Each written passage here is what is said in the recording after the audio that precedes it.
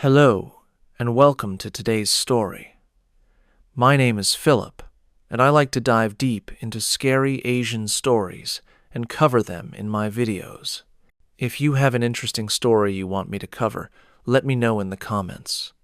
I always read all comments. For now, let's get into today's story, where we have a few terrifying stories to share. One of them is this story. The fog had settled thick over the mountain road that morning, the kind that made headlights useless and turned familiar curves into guessing games. Somchai had driven this route between Mahong Son and Pai hundreds of times, but never this early, never when the mist clung to the asphalt like something alive. He was running late for a delivery, his truck loaded with produce that needed to reach the market before dawn broke fully. The road twisted through dense forest, and visibility had shrunk to barely 10 meters ahead. He leaned forward over the steering wheel, squinting through the whiteness, when he saw the figure standing at the roadside, a monk draped in saffron robes that seemed to glow faintly in the pre-dawn gloom. Somchai eased off the accelerator, assuming the monk needed assistance or was making an early alms round, though it seemed strange to be out here, so far from any village temple. As his truck drew closer, the monk turned toward the road, and Somchai felt his foot slam involuntarily onto the brake. Where the head should have been, there was nothing. Just the smooth, unbroken line of the robe's collar, and above it, empty air. The figure stood perfectly still for a moment, then bowed deeply, the robes folding forward, as if a head were guiding the motion. Somchai's hands locked on the steering wheel, his breath caught somewhere in his throat. Then the figure straightened and stepped backward into the fog, dissolving as though it had never existed at all. Mahong Son province had always carried a reputation for the unexplainable, tucked as it was into the mountainous northwestern corner of Thailand, where Myanmar's border pressed close, and ancient forests swallowed whole valleys in shadow. The region's isolation had preserved stories that would have been dismissed elsewhere, tales whispered in wooden homes and exchanged over evening rice, narratives that grandmothers swore were true, and that younger generations pretended not to believe.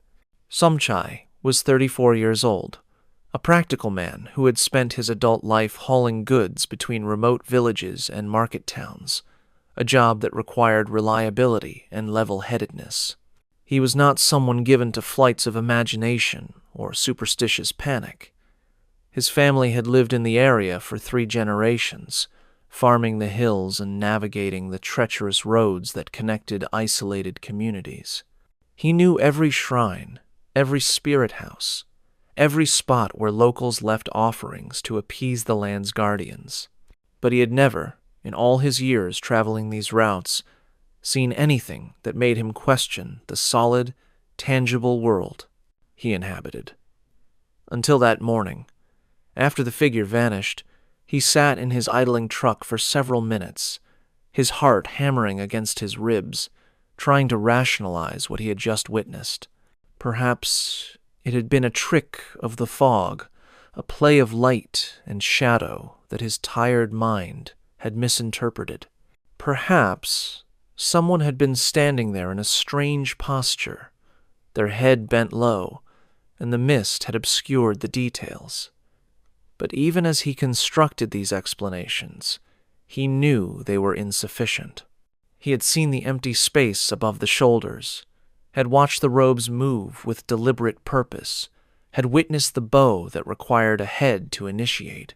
When he finally continued driving, his hands trembled on the wheel, and he found himself glancing repeatedly at the rearview mirror, half expecting to see the figure standing in the road behind him.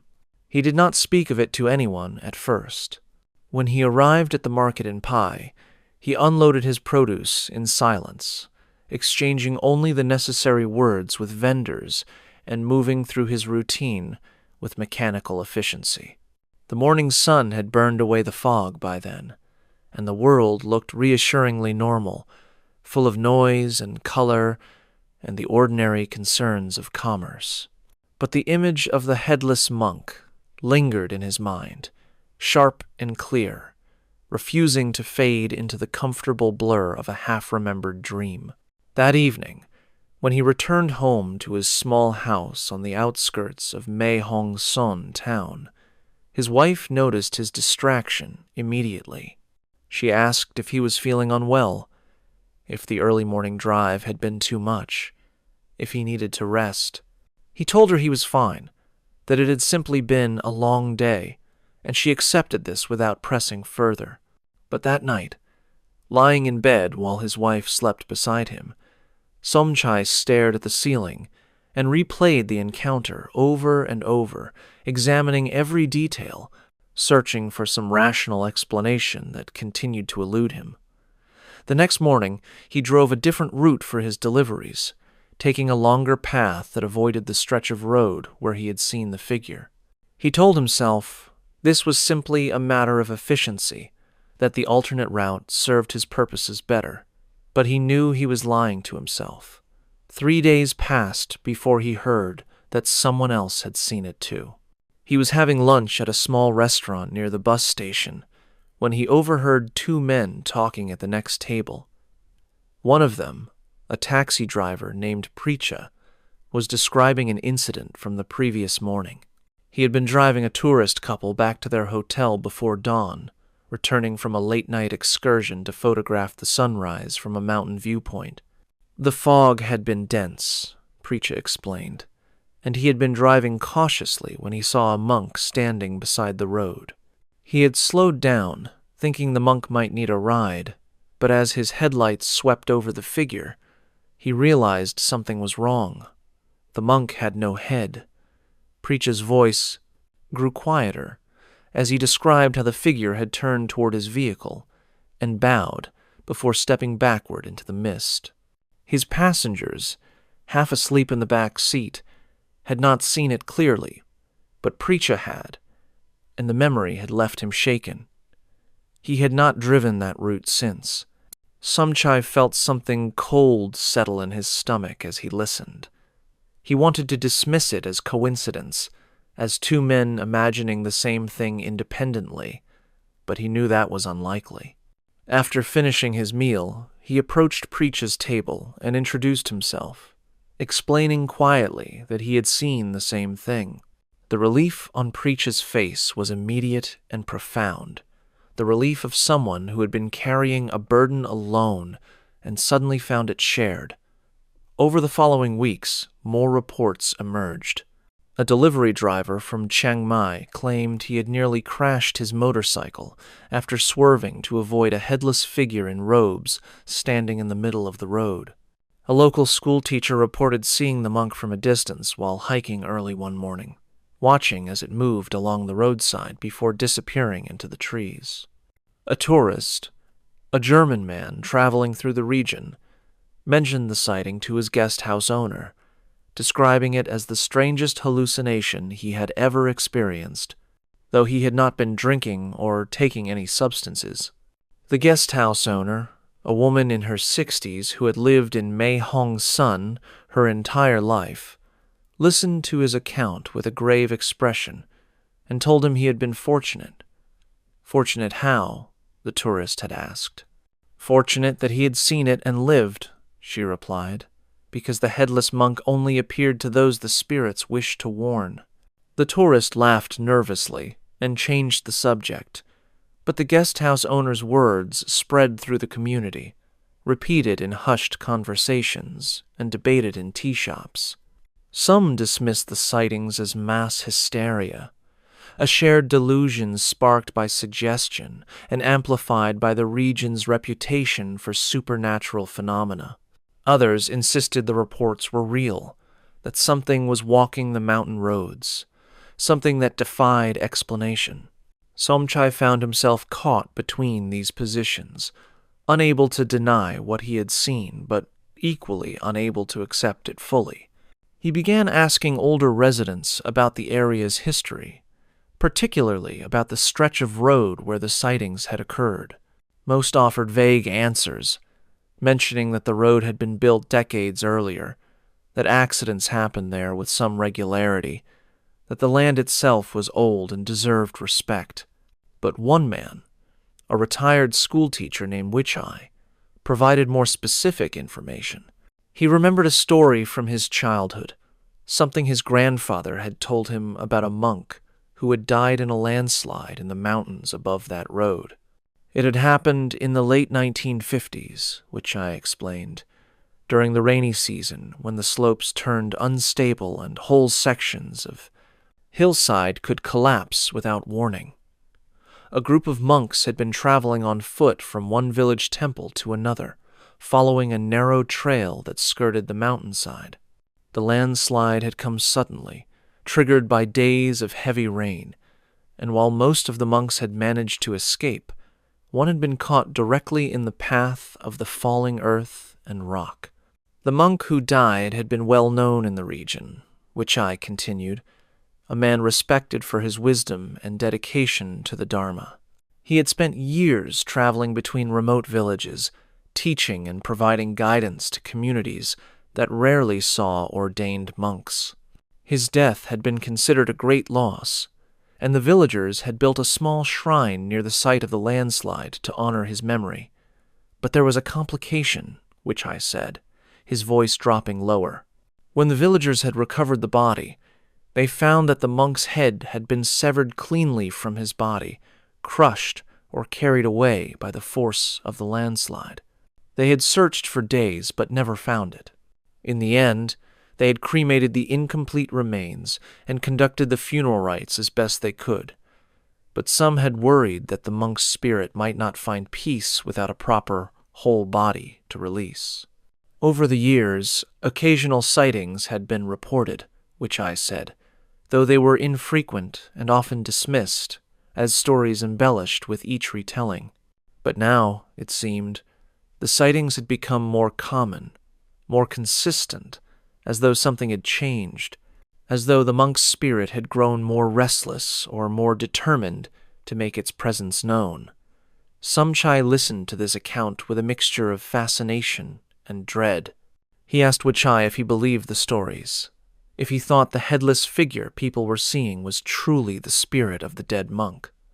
Witch-Eye paused before answering, his weathered face thoughtful. He said he had learned long ago not to dismiss what people claimed to have witnessed, especially in a place like Mae Sun, where the boundaries between the visible and invisible world had always been thin. Whether it was truly the monk's spirit or something else entirely, he could not say for certain, but he believed that whatever people were seeing was real to them, and that alone made it significant. The sightings continued sporadically through the following months, sometimes with weeks passing between reports, other times with multiple incidents occurring within days of each other. A pattern began to emerge, though it was subtle, and only became apparent after someone took the time to map the locations and dates. The figure appeared most frequently during the early morning hours, typically between 4 and 6, when the fog was thickest and visibility was poorest. It was almost always seen along the same 5-kilometer stretch of road, though the exact location varied, and in nearly every case, the witness had been driving alone, or at least had been the only person in the vehicle who saw it clearly. This last detail troubled some people more than others, suggesting that the apparition was selective, that it revealed itself only to certain individuals under certain conditions. A small article about the sightings appeared in a regional newspaper, written by a journalist who had traveled to Mae Sun specifically to investigate the reports. The article treated the phenomenon with cautious skepticism, presenting the accounts faithfully, while also noting the lack of physical evidence and the possibility of misidentification or shared psychological suggestion. But the article also mentioned the story of the monk who had died in the landslide, providing historical context that gave weight to the contemporary sightings. After the article was published, a few tourists began arriving in the area, specifically hoping to catch a glimpse of the headless monk, treating it as a kind of supernatural tourism attraction. This development irritated many locals, who felt their genuine concerns and experiences were being trivialized. The shrine near the old landslide site, which had been largely forgotten for years, suddenly began receiving fresh offerings, flowers and incense, and small gifts left by people hoping to appease the restless spirit or seek its protection. Somchai visited the shrine himself one afternoon, driving up a rutted side road that branched off from the main route and climbing a short trail into the forest. The shrine was simple, just a small concrete structure with a peaked roof, partially overgrown with vines and moss. Inside, he found several recent offerings, alongside older, weathered items, evidence that others had been coming here as well. He lit 3 sticks of incense, planted them in the ash-filled bowl before the shrine, and stood quietly for several minutes, unsure of what exactly he was seeking, guidance or reassurance, or simply some sense of closure. Then came the incident that shifted the story from local curiosity to something more urgent and undeniable. A young couple, tourists from Germany, were driving a rental car along the same stretch of road early one morning, heading toward a popular viewpoint to photograph the sunrise. The fog was particularly heavy that day, reducing visibility to almost nothing, and they were moving slowly, cautiously navigating the curves. According to their later account, given to police and repeated to several journalists, they saw the monk standing in the middle of the road ahead, directly in their path. The woman, who was driving, instinctively swerved to avoid hitting the figure, but the combination of poor visibility, wet pavement, and sudden steering caused the car to skid. They crashed through a low barrier on the roadside and came to rest partway down a steep embankment. The car tilted at a dangerous angle against a tree that had stopped their descent.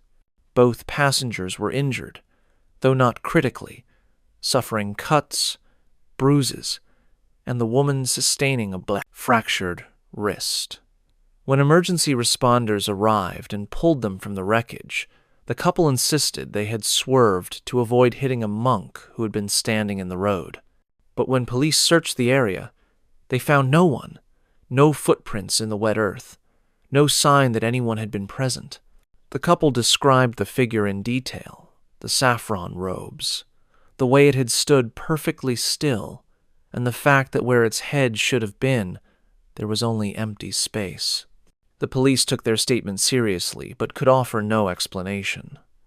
The story spread quickly through Mahong Sun and beyond, picked up by national media outlets, and shared widely on social networks. Photographs of the crashed car, of the steep embankment, and the tree that had prevented a potentially fatal plunge, appeared alongside accounts of the headless monk sightings.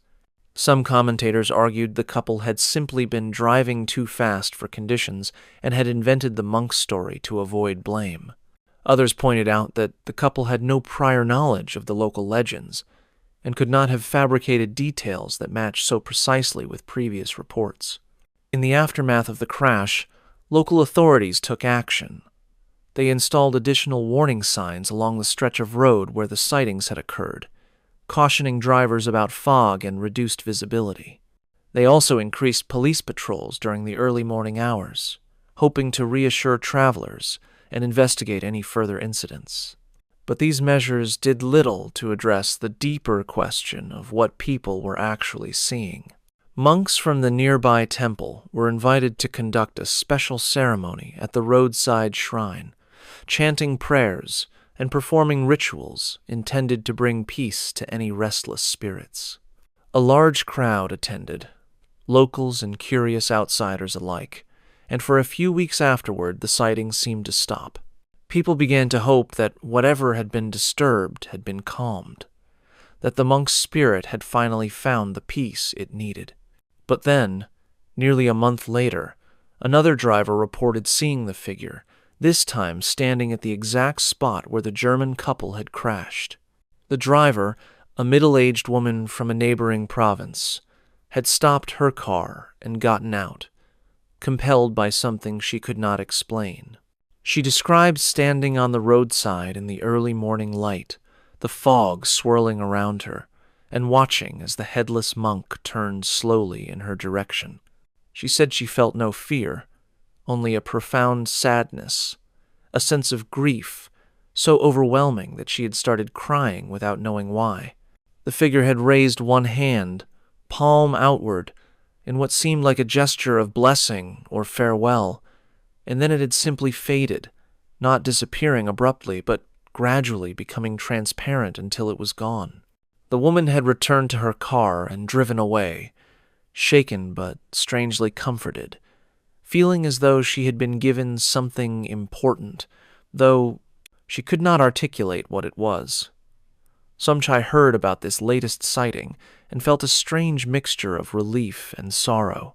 Relief because it confirmed he had not been alone in his experience, that what he had seen was part of something larger, something that others had witnessed and validated. Sorrow because he understood now that this was not a phenomenon that would simply disappear, that the headless monk would continue to walk the mountain roads, appearing to those who needed to see it, warning travelers, or offering some message that transcended ordinary understanding. He made one final trip to the shrine, this time bringing his wife, and together they left offerings and said prayers for the monk's spirit. As they stood there, in the quiet forest, listening to the wind move through the trees and the distant sound of traffic on the road below, Somchai felt a sense of acceptance settle over him. He would probably never fully understand what he had seen that foggy morning, would never be able to explain it in terms that satisfied his rational mind. But he no longer needed to. Some things existed beyond explanation, beyond the comfortable boundaries of the known world, and the headless monk of Mahong Sun was one of them. He stopped avoiding that stretch of road, resumed his normal routes, and drove with a new kind of awareness, a respect for the mysteries that walked alongside the living. He never saw the figure again, but he knew others would, that the saffron-robed monk would continue his vigil, bowing to travelers in the fog, a reminder that death was not always an ending, and that some spirits remained bound to the places where their stories had been violently interrupted. The sightings continue to this day, though they have become less frequent, or perhaps simply less reported. Locals have learned to drive carefully through the fog, to leave offerings at the shrine, and to acknowledge the presence that shares their mountain roads. And sometimes, in the quiet hours before dawn, when the mist clings thick and white to the asphalt, a figure in saffron robes can still be seen standing at the roadside, its shoulders draped in fabric, its head nowhere to be found, bowing slowly to the passing world before stepping back into the forest, into the fog, into the space between what is and what remains. I hope you enjoyed these stories. Tomorrow we will be uploading another terrifying story. Feel free to subscribe and put on your notifications to never miss another scary video. I upload almost every day. Wish you all the best. The mountains of northern Thailand hold countless stories of the unexplainable, whispers that drift through fog and forest, clinging to the edges of human understanding. But some of the most unsettling tales come not from remote wilderness, but from the crowded modern heart of Bangkok itself, where millions of people go about their daily lives, where trains run on schedule and concrete and steel dominate the landscape. It is in these urban spaces, where logic and order are supposed to reign, that certain phenomena become even more disturbing because they intrude upon a world that has no room for them, that cannot accommodate their existence within its carefully constructed rationality. And so we turn now to the city, to a railway in the Thonburi district, where something has been seen and heard repeatedly, something that refuses to stay buried beneath the weight of modern progress. The night shift workers at Thonburi railway station had developed a particular habit over the years, one they rarely discussed openly, but which everyone understood and followed. When making inspections of the tracks or conducting maintenance work after midnight, they never went alone. This was not an official policy, not something written in any safety manual or enforced by management. It was simply something everyone knew, an unspoken rule that had emerged from accumulated experience and had been passed down from older workers to newer ones with quiet insistence. If you asked why, most would offer practical explanations, saying it was safer to have a partner in case of accidents, that 2 sets of eyes were better than 1 when watching for approaching trains, that the work went faster with help. But if you pressed them, if you caught them in a moment of honesty, usually late at night over tea when the station was quiet, they might admit that there was another reason. They did not like being alone near the tracks after midnight because of what they might see, or more accurately, what they might hear. The sound had been reported for years, though its frequency varied unpredictably. Sometimes weeks would pass with nothing unusual. Other times it would occur several nights in a row, consistent and undeniable. It was the sound of a woman crying, sobbing with an intensity that suggested profound grief, the kind of raw emotional pain that transcended language and culture. The crying seemed to come from somewhere near the tracks, sometimes closer to the platform, other times further out where the railway curved beneath the old bridge. Workers who heard it described feeling an immediate, instinctive discomfort, a sense that something was deeply wrong, that the sound should not exist in this place at this time. Bangkok's Thonburi district sits on the western bank of the Chao Phraya River, a sprawling area that has transformed dramatically over the past several decades from a collection of semi-rural neighborhoods and canal-side communities into a dense urban landscape of apartment towers, shopping centers, and transportation infrastructure. The railway that runs through Thonburi is part of the city's commuter network, carrying thousands of passengers daily between residential areas and commercial districts. During the day, it is noisy and crowded, filled with the ordinary chaos of urban life. But at night, especially in the hours between midnight and dawn, the railway transforms into something different. The platforms empty, the lights dim, and the sounds of the city fade into a low, distant hum. It is during these quiet hours that the railway reveals another aspect of itself, something older and darker that persists beneath the veneer of modernity. Maintenance crews working the night shift had been hearing the crying woman for at least a decade, possibly longer, though the exact timeline was difficult to establish because for years, people had been reluctant to report it. Those who heard it often convinced themselves they had been mistaken, that the sound had been something else, a cat perhaps, or the wind moving through the metal structures, or distant music from a nearby neighborhood distorted by acoustics. But as more workers experienced it, as stories were quietly exchanged during breaks and shift changes, it became clear that the phenomenon was consistent, that multiple people were hearing the same thing, described in remarkably similar terms.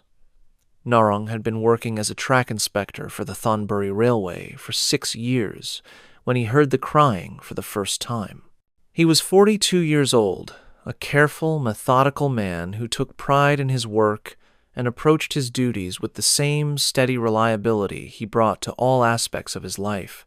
He had heard the stories, of course, the whispers about the crying woman, but he had dismissed them as superstitious nonsense, the kind of tales that circulated in any workplace where people worked odd hours and fatigue, could play tricks on perception. He was not someone who believed in ghosts or spirits, preferring to trust what he could see, touch, and measure. On the night he heard it, he was conducting a routine inspection of a section of track about 200 meters south of the main platform. an area where the railway curved beneath an old concrete bridge that carried road traffic above. It was 2:30 in the morning, and his partner for the shift had called in sick, leaving Narong to work alone. He had considered postponing the inspection until the next night when he would have assistance, but the work was straightforward and necessary, and he saw no reason to delay. He had been examining the track bed, checking for loose bolts and signs of wear, his flashlight beam cutting through the darkness, when he heard it. At first, he thought it was coming from somewhere above, perhaps from the bridge or the road beyond, a woman in distress calling for help. He straightened up and turned toward the sound, his flashlight sweeping across the area, expecting to see someone standing nearby. But there was no one. The crying continued, growing louder, more desperate, and Narong realized it was coming from very close, somewhere within a few meters of where he stood. He moved forward slowly, his flashlight searching, his mind trying to locate the source. The sound seemed to shift, moving along the tracks ahead of him, staying just beyond the reach of his light.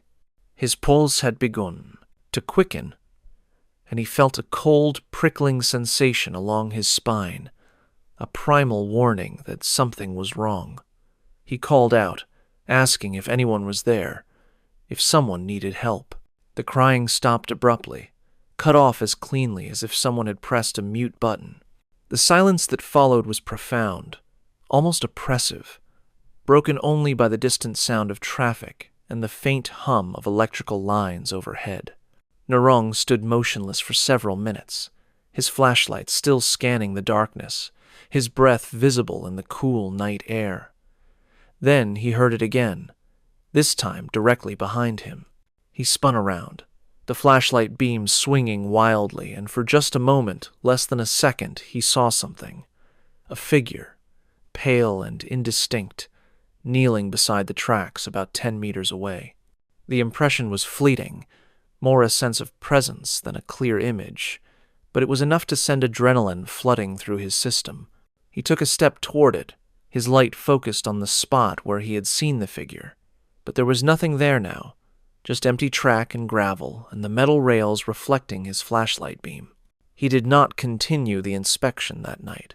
He gathered his equipment quickly, his hands shaking slightly, and walked back to the station, moving faster than he would normally allow himself, fighting the urge to run.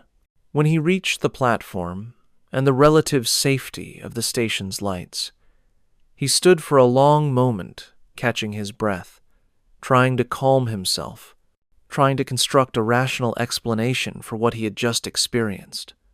But no explanation came. He had heard the crying clearly, had seen something kneeling beside the tracks, and no amount of reasoning could dismiss those facts. The next day, he spoke with an older colleague, a man named Somkid, who had been working the railways for over 20 years. He described what had happened, expecting skepticism or mockery, but Somkid only nodded, his expression unsurprised. He told Narong that he was not the first to see her, that the crying woman had been witnessed by many workers over the years, though most were reluctant to speak about it. Somkid himself had heard the crying dozens of times, but had only seen the figure once, years earlier, and the memory still troubled him. He described her as appearing soaked, her hair and clothes dripping as though she had just emerged from water, her face pale and drawn, her eyes dark and hollow. She had been kneeling beside the tracks, he said, her hands pressed to her face, her shoulders shaking with sobs. When he had approached, she had looked up at him, and the expression of despair on her face had been so intense, so visceral, that he had felt physically ill. Then she had vanished, not fading gradually, but simply ceasing to exist between one moment and the next. Somkid had learned afterward, through careful and discreet inquiries, that a woman had died on those tracks years earlier, though the exact circumstances were unclear, recorded only in brief official reports that provided minimal detail. Narong became quietly obsessed with learning more. He began researching old newspaper archives, searching for any mention of accidents or deaths along the Thonburi Railway. The process was frustrating, as many older records were incomplete or had not been digitized, but he eventually found a brief article from nearly 15 years earlier, just a few paragraphs buried in the back pages of a local paper. It reported that a woman, identified only by her first name, had been found dead on the railway tracks beneath the bridge in the Thonburi district. The article stated that she had been struck by a late-night train during a severe thunderstorm, and that the train operator had not seen her in time to stop. There was no indication of whether her presence on the tracks had been accidental or intentional, no mention of family or background, just the bare facts of a death recorded and quickly forgotten. The article noted that heavy rain had been falling at the time, and that visibility had been extremely poor. Narong showed the article to Somkid, who read it carefully and nodded slowly. He said it fit with what others had described, the figure always appearing drenched, as though perpetually caught in that final storm. He also mentioned that several train operators had reported seeing something on the tracks in that area, usually late at night, a pale figure kneeling or standing near the rails. In each case, the operators had attempted to stop, fearing they were about to strike someone, but when they reached the spot, there was no one there, just empty track and the echo of their own horror. Some operators had requested transfers to different routes after experiencing this, unwilling to risk seeing it again. Others had simply learned to expect it, to brace themselves mentally when passing through that section of track after midnight, to tell themselves it was not real even as they saw it clearly through their windshields. The phenomenon attracted attention from outside the railway as well. A journalist from a Bangkok newspaper heard rumors of the sightings and traveled to Thonburi to investigate, interviewing workers and attempting to piece together a coherent narrative. His article, published several months after Narong's first encounter, treated the story with a mix of journalistic skepticism and genuine curiosity. He documented multiple eyewitness accounts, noting the consistency of details across different testimonies. He also included the historical information about the woman who had died in the storm, presenting it as context rather than definitive explanation. The article sparked renewed interest in the phenomenon, and for a few weeks, the railway became something of a curiosity for urban explorers and paranormal enthusiasts, people who showed up late at night, hoping to witness the crying woman for themselves. This influx of outsiders created problems for railway staff, who had to chase away trespassers and deal with people interfering with operations. Eventually, the interest faded, but the sightings did not. Workers continued to hear the sobbing, continued to catch glimpses of the pale, kneeling figure, and continued to enforce their unspoken rule about never working alone near the tracks after midnight.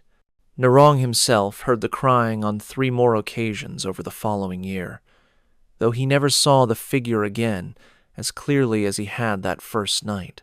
Each time, he felt the same profound sense of unease, the same instinctive desire to leave the area as quickly as possible. But he also felt something else, something harder to define.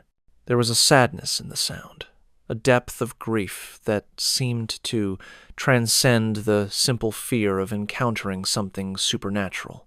It was the sound of someone lost, someone trapped in a moment of unbearable pain, reliving it endlessly without release or resolution. Some workers began leaving small offerings near the spot where the woman was most frequently seen: flowers, incense, small bottles of water. These offerings were not part of any official practice, just personal gestures made by individuals who felt moved to acknowledge the presence, to show respect or compassion for whatever remained of the woman who had died there. The offerings would disappear after a few days, taken by rain or wind, or perhaps by other people, but new ones would appear to replace them. A quiet, ongoing dialogue between the living and whatever persisted in that place. Narong contributed his own offerings occasionally, stopping by during his shifts to leave a small bundle of jasmine or a stick of incense, feeling slightly foolish but also compelled by something he could not articulate. He found himself thinking about the woman often, wondering who she had been, what circumstances had brought her to the tracks that stormy night, whether her death had been a tragic accident or a deliberate choice born of desperation. The newspaper article had provided no answers, and official records, if they existed in any detail, were not accessible to him. She remained anonymous, reduced to a phenomenon, a story told in whispers, a presence that interrupted the normal flow of the railway's operations. One night, about a year after his first encounter, Narong was again inspecting the track near the bridge, this time with a partner, a younger man named Krit, who had recently joined the maintenance crew. They were working efficiently, checking connections and clearing debris, when Krit suddenly stopped and looked up, his expression confused. He asked Narong if he heard something, and Narong listened, already knowing what Krit had detected. The crying began softly, distant at first, then growing louder, more immediate. Krit's face went pale, and he stepped closer to Narong, his earlier confidence evaporating. They both stood still, listening as the sound moved along the tracks, passing close to them, then fading toward the bridge. Narong placed a hand on Krit's shoulder and told him quietly that it was all right, that they should finish their work and leave. Krit nodded, but his hands were shaking as they completed their inspection, and he kept glancing over his shoulder, clearly disturbed by what he was hearing. When they returned to the station, Krit asked what that had been, and Narong explained as gently as he could, telling him the story, reassuring him that while unsettling, the presence had never actually harmed anyone. Krit listened silently, then asked if Narong believed it was really the spirit of the dead woman. Narong paused before answering, considering the question carefully. He said he did not know what it was, but he believed that something remained in that place, something tied to a moment of terrible suffering that had not been fully resolved. Whether it was truly the woman's spirit or some other phenomenon, some echo of trauma imprinted on the environment, he could not say. But it was real, in the sense that multiple people had experienced it consistently over years, and that reality demanded acknowledgement, if not understanding. The crying woman of Thunberry Railway continues to be heard, though, as with many such phenomena, the frequency seems to ebb and flow without clear pattern. Some months pass with no reports, while others see multiple workers encountering her within days of each other. New employees learn about her through the same informal channels that have always transmitted the story, and they develop the same careful habits, the same reluctance to work alone after midnight, the same mixture of skepticism and wariness. The railway operates as it always has, trains running their schedules, passengers unaware of the presence that haunts a particular stretch of track. But those who work there know. They know that some tragedies leave marks that persist, that certain deaths refuse to be forgotten, that the boundary between past and present can become thin in places where suffering was acute. They know that on quiet nights, when the city sleeps and the rails lie dark and empty, a woman still kneels beside the tracks in Thonburi, still weeps for something lost or taken, still relives the final moments of a stormy night 15 years gone. And they know to listen when they hear her crying, to acknowledge her presence with respect and caution, to leave their offerings of flowers and incense, to remember that she was once human, once alive, once someone with a name and a story that extended beyond the brief paragraph that recorded her death. The railway workers do not speak of her often, and never to outsiders unless pressed, but among themselves, in the quiet hours of their shifts, they remember. They remember because she will not let them forget, because her grief has outlasted her life, because some echoes never truly fade. And so the crying continues, drifting through the night air beneath the bridge, a sound that should not exist, but does, a reminder that the city's modern face conceals older, darker stories, tragedies that refuse to be buried beneath concrete and steel and the relentless forward momentum of urban progress. I hope you enjoyed these stories. Tomorrow, we will be uploading another terrifying story. Feel free to subscribe and put on your notifications to never miss another scary video. I upload almost every day. Wish you all the best. And while these stories already seem unbelievable, what comes next takes horror to a darker and more mysterious level. Because in the next part, the things that begin as coincidences twist into something far more terrifying. We have heard spirits that walk mountain roads and weep beside railways. But ahead lie stories where the living and dead become tangled in ways that defy all explanation, where ordinary people find themselves caught in patterns they cannot escape, where the rules of reality itself seem to bend and break. The next two tales come from places where ancient beliefs still hold power, where the modern world has not fully extinguished older, stranger truths. What follows will test the boundaries of what you think is possible, will make you question the solidity of the world you inhabit. So prepare yourself, because the next stories go deeper into the darkness, into territories where logic fails and only terror remains. The rain had started just after sunset, turning the rural highway outside Nakhon Ratchasima into a slick, treacherous ribbon of asphalt that reflected the headlights of passing vehicles in fractured patterns. Thawat was riding his motorcycle home from his evening shift at a factory on the outskirts of Korat city, taking the same route he had traveled 5 nights a week for the past 3 years. The road was familiar to him, every curve and pothole memorized through repetition, and even in the rain he felt confident navigating it. Traffic was light at this hour, mostly other factory workers heading home and the occasional truck hauling goods between provinces. He was thinking about dinner, about whether his wife would have saved him any of the curry she had mentioned making that morning, when he noticed the headlights behind him. They appeared suddenly, bright and close, filling his rear-view mirrors with harsh white light. His first thought was irritation, assuming another impatient driver was tailgating him, trying to pressure him to go faster, despite the wet conditions. But when he glanced back over his shoulder, what he saw made his stomach clench with sudden fear. The vehicle behind him was a pickup truck, bright red even in the darkness and rain, and it was close, far too close, its front bumper barely 2 meters from his rear tire.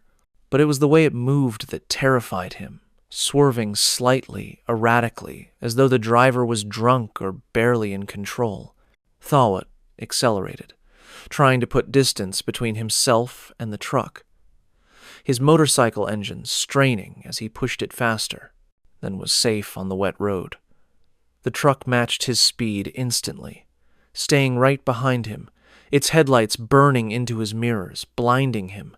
He could not see the driver through the rain-streaked windshield, just a dark shape hunched behind the wheel, motionless despite the vehicle's aggressive pursuit. Nakhon Ratchasima province, commonly known as Korat, sprawls across Thailand's northeastern plateau, a vast region of rice fields, small villages, and scattered industrial zones, connected by highways that cut straight lines through relatively flat terrain. The area has modernized rapidly over the past few decades, with factories and commercial developments transforming formerly agricultural land, but much of the region retains its rural character, particularly along the smaller roads that branch off from main routes. These secondary roads serve local traffic, connecting villages and providing shortcuts for those familiar with the area, and they are often poorly lit, narrow, and vulnerable to flooding during heavy rains. The stretch of highway where Thawat found himself being pursued had a reputation among local motorcyclists as particularly dangerous, not because of its physical condition, but because of something else, something that had been reported with increasing frequency over the past several years. Stories had circulated about a red pickup truck that appeared on rainy nights, appearing behind motorcyclists without warning and chasing them aggressively, tailgating so close that riders panicked and crashed.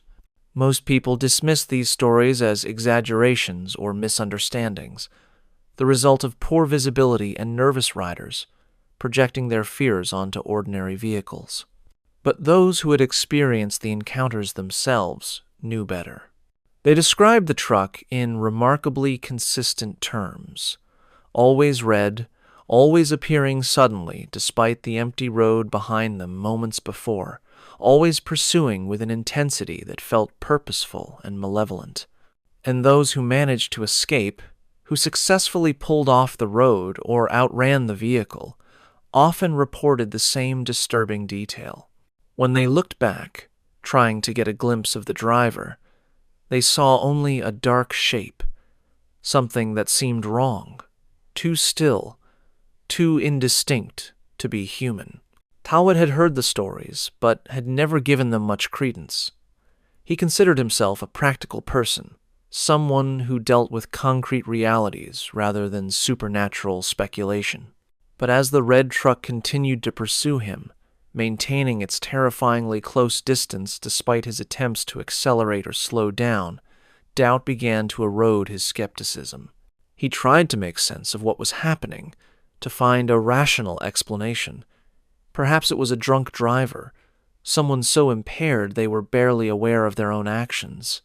Perhaps it was some kind of road rage incident, though he could not think of anything he had done to provoke such aggression. Perhaps the driver was having a medical emergency, unable to control the vehicle properly. But none of these explanations felt adequate.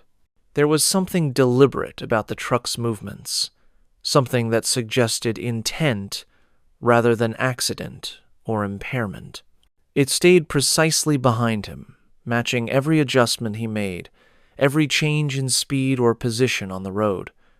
When he swerved to the left, the truck followed. When he moved right, it mirrored him instantly. It was as though the vehicle was locked onto him, tracking him with mechanical precision. His heart was pounding now, adrenaline flooding his system, and he realized he needed to get off the road, to find safety somewhere away from this pursuing nightmare. Up ahead, he knew there was a small side road that led to a village, and he decided to make a sharp turn onto it, hoping the truck would continue straight and leave him alone. He waited until the last possible moment, then cut hard to the right, his motorcycle skidding slightly on the wet pavement as he made the turn. Behind him, he heard the screech of tires, and when he risked a glance back, he saw the red truck had also turned, had followed him onto the side road without hesitation. The narrow lane was even darker than the highway, lined with trees and without streetlights, and Thawat felt panic rising in his chest. He pushed his motorcycle faster, the engine whining in protest, his tires struggling for traction on the muddy surface. The truck's headlights blazed behind him, closer now, impossibly close, and he knew with sudden, terrible certainty that if he did not do something drastic, he was going to crash. He spotted a gap in the trees up ahead, a small clearing that might allow him to pull off the road entirely, and he made the decision without thinking it through. He braked hard and swerved into the clearing, his motorcycle sliding in the mud, his body tensing for impact. He managed to keep the bike upright, barely, and came to a stop about 10 meters off the road, his breathing ragged, his hands shaking on the handlebars. He turned immediately to look back at the road, expecting to see the red truck pulling in after him, but what he saw instead made his blood turn cold. The truck had stopped in the middle of the narrow lane, its headlights still on, pointing directly at him.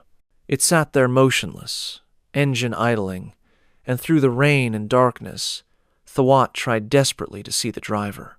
But there was nothing, just that dark shape behind the windshield, a formless shadow that did not move, did not react. The two of them remained frozen like that for what felt like an eternity, but was probably less than 30 seconds. Then, without warning, the truck's headlights switched off, plunging everything into darkness. Thawat held his breath, straining to see, and when his eyes adjusted slightly, he realized the truck was no longer there. The road was empty, the space where the vehicle had been standing now occupied by nothing but rain and shadows. He sat on his motorcycle in the muddy clearing, trembling, rain soaking through his clothes, trying to process what had just happened. Eventually, when he trusted his legs to support him, he walked back to the road and examined it carefully. There were no tire tracks in the mud, no sign that any vehicle had been there at all. He stood in the rain for several minutes, staring at the empty road, before finally climbing back onto his motorcycle and riding slowly, carefully, to the nearest village, where he stopped at a small shop and asked to use a phone to call his wife, telling her he would be late, that something had happened, though he could not yet articulate what that something was. Word of Thawat's encounter spread quickly through the local motorcycle community, and within days, several other riders came forward with similar stories. A woman named Suda described being chased by the same red truck 3 weeks earlier, the vehicle appearing behind her without warning and pursuing her for nearly 5 kilometers before she managed to reach a police checkpoint, at which point the truck had simply vanished. A young man named Anand recounted how the truck had forced him off the road entirely, causing him to crash his motorcycle into a drainage ditch, breaking his collarbone and severely bruising his ribs. He insisted that when he looked up from where he lay injured in the ditch, the truck had been sitting on the road above him, its engine running. But when other motorists stopped to help him minutes later, there was no red truck anywhere in sight.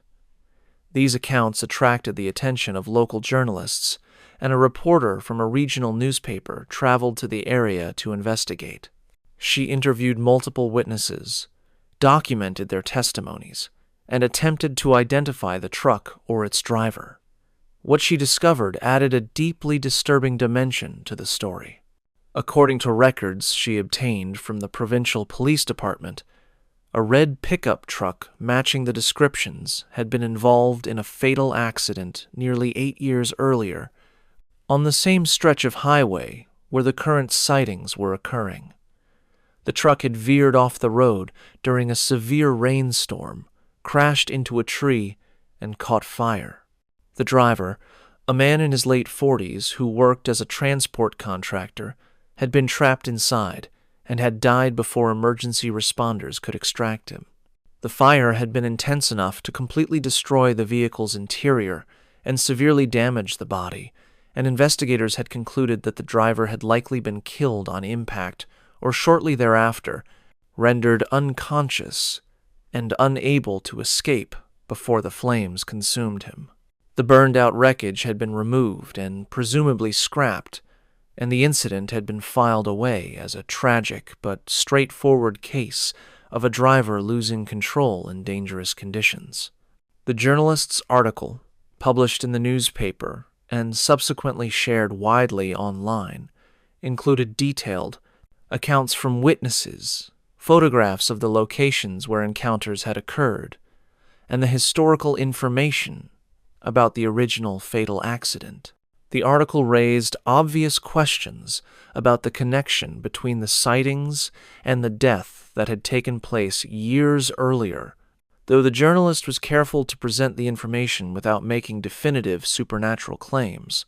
She noted that the current sightings bore remarkable similarities to each other and seemed to cluster around the anniversary dates of the original accident, which had occurred in late September.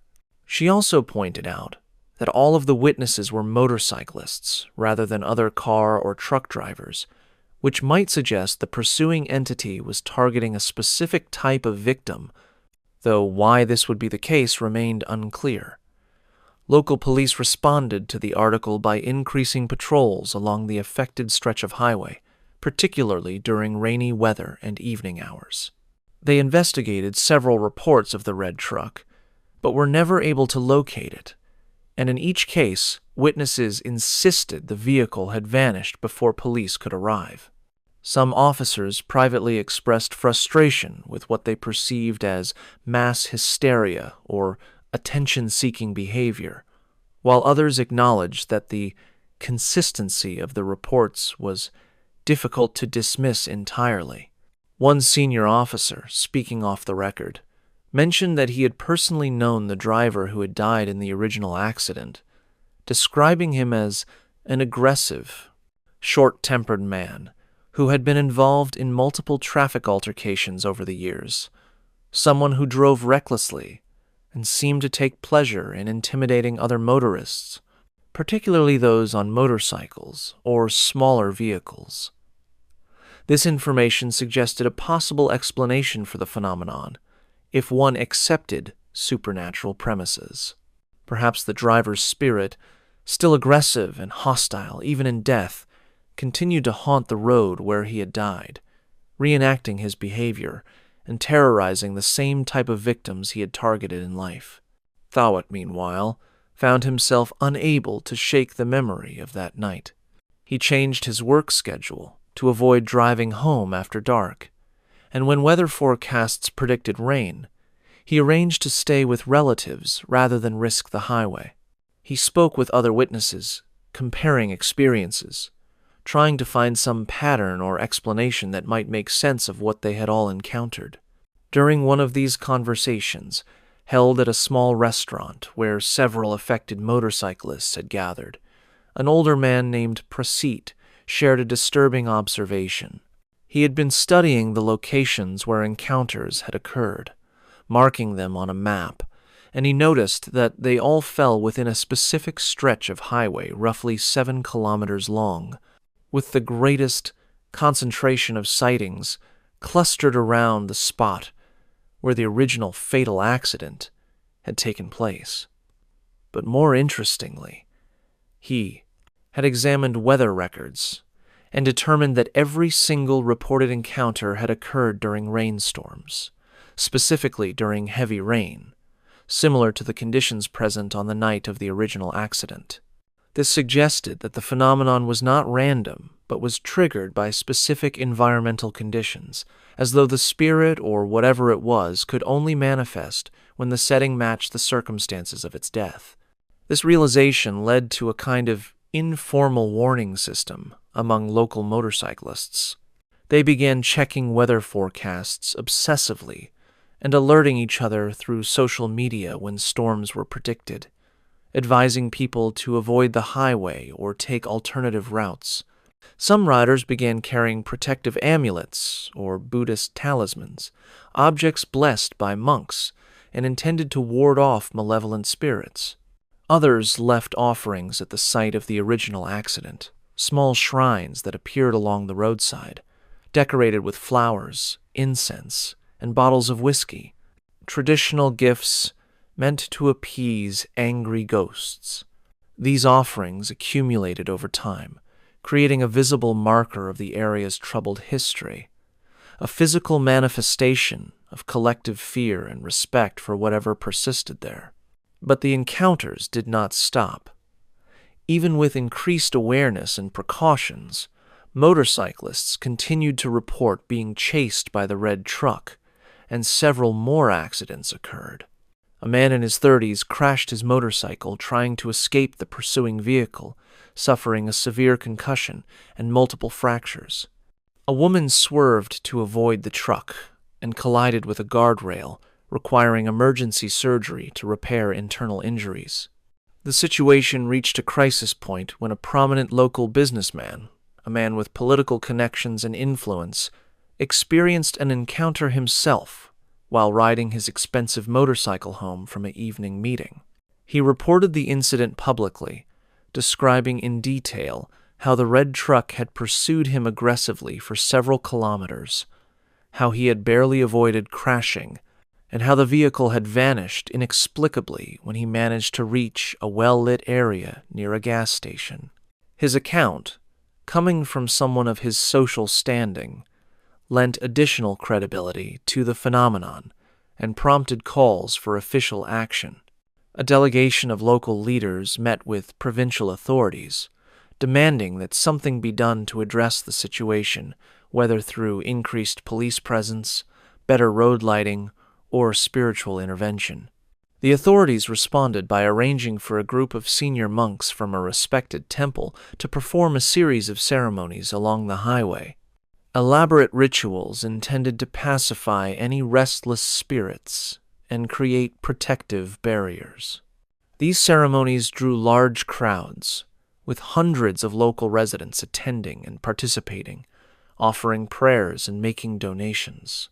For several weeks after the ceremonies, the sightings seemed to decrease, and people began to hope that the problem had been resolved, that whatever malevolent presence had been haunting the road had finally been put to rest.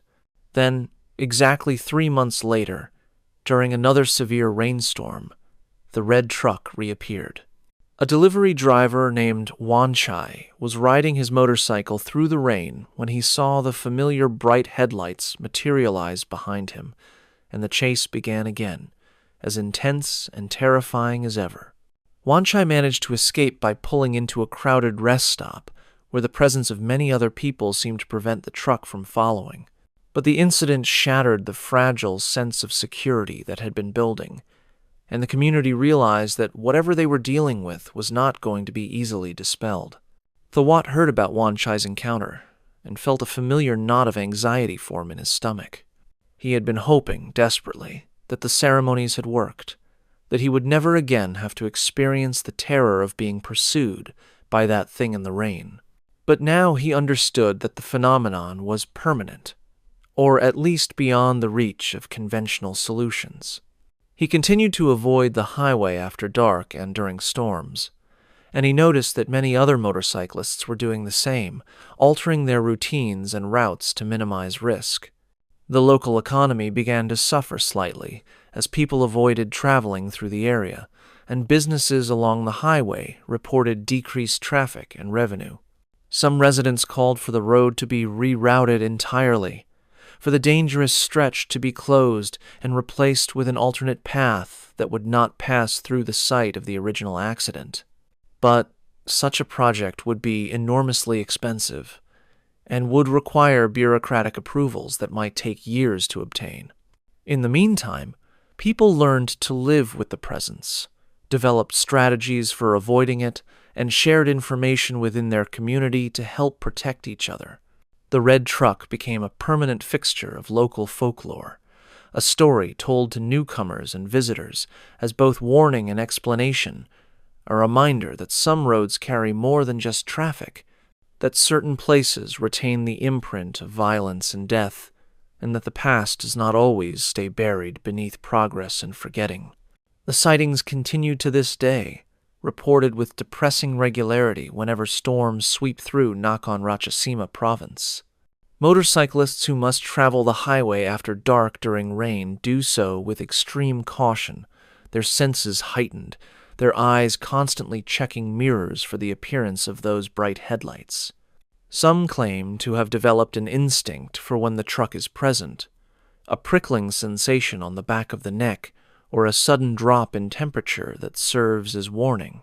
Others refuse to ride alone anymore, traveling in groups whenever possible, believing that the presence targets solitary victims.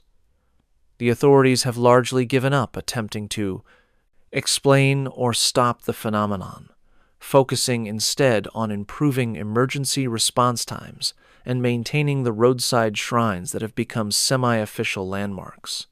Monks occasionally perform blessing ceremonies when requested, though most now acknowledge privately that such rituals provide only temporary respite at best. The red truck has become part of the region's identity, an accepted if unwelcome element of local reality, something people accommodate rather than solve. And on nights when rain falls heavy and visibility drops to almost nothing, when the highway becomes a dark, slick corridor between villages, motorcyclists grip their handlebars a little tighter and say quiet prayers to whatever gods might be listening, hoping that tonight they will not see those headlights appear behind them, hoping they will not become the next person to experience the terror of being hunted by something that should not exist, something that died years ago but refuses to stop driving, refuses to leave the road where it met its violent end. The dark shape behind the wheel remains motionless, unchanging, eternal in its purpose and its rage, waiting in whatever space exists between life and death for the next victim to cross its path, for the next rainy night when conditions align and allow it to manifest once more, to chase, to pursue, to terrorize those who dare to travel through its territory. The highway remains open, the traffic continues, and the red truck waits in the rain, patient and inevitable as death itself. I hope you enjoyed these stories. Tomorrow we will be uploading another terrifying story. Feel free to subscribe and put on your notifications to never miss another scary video.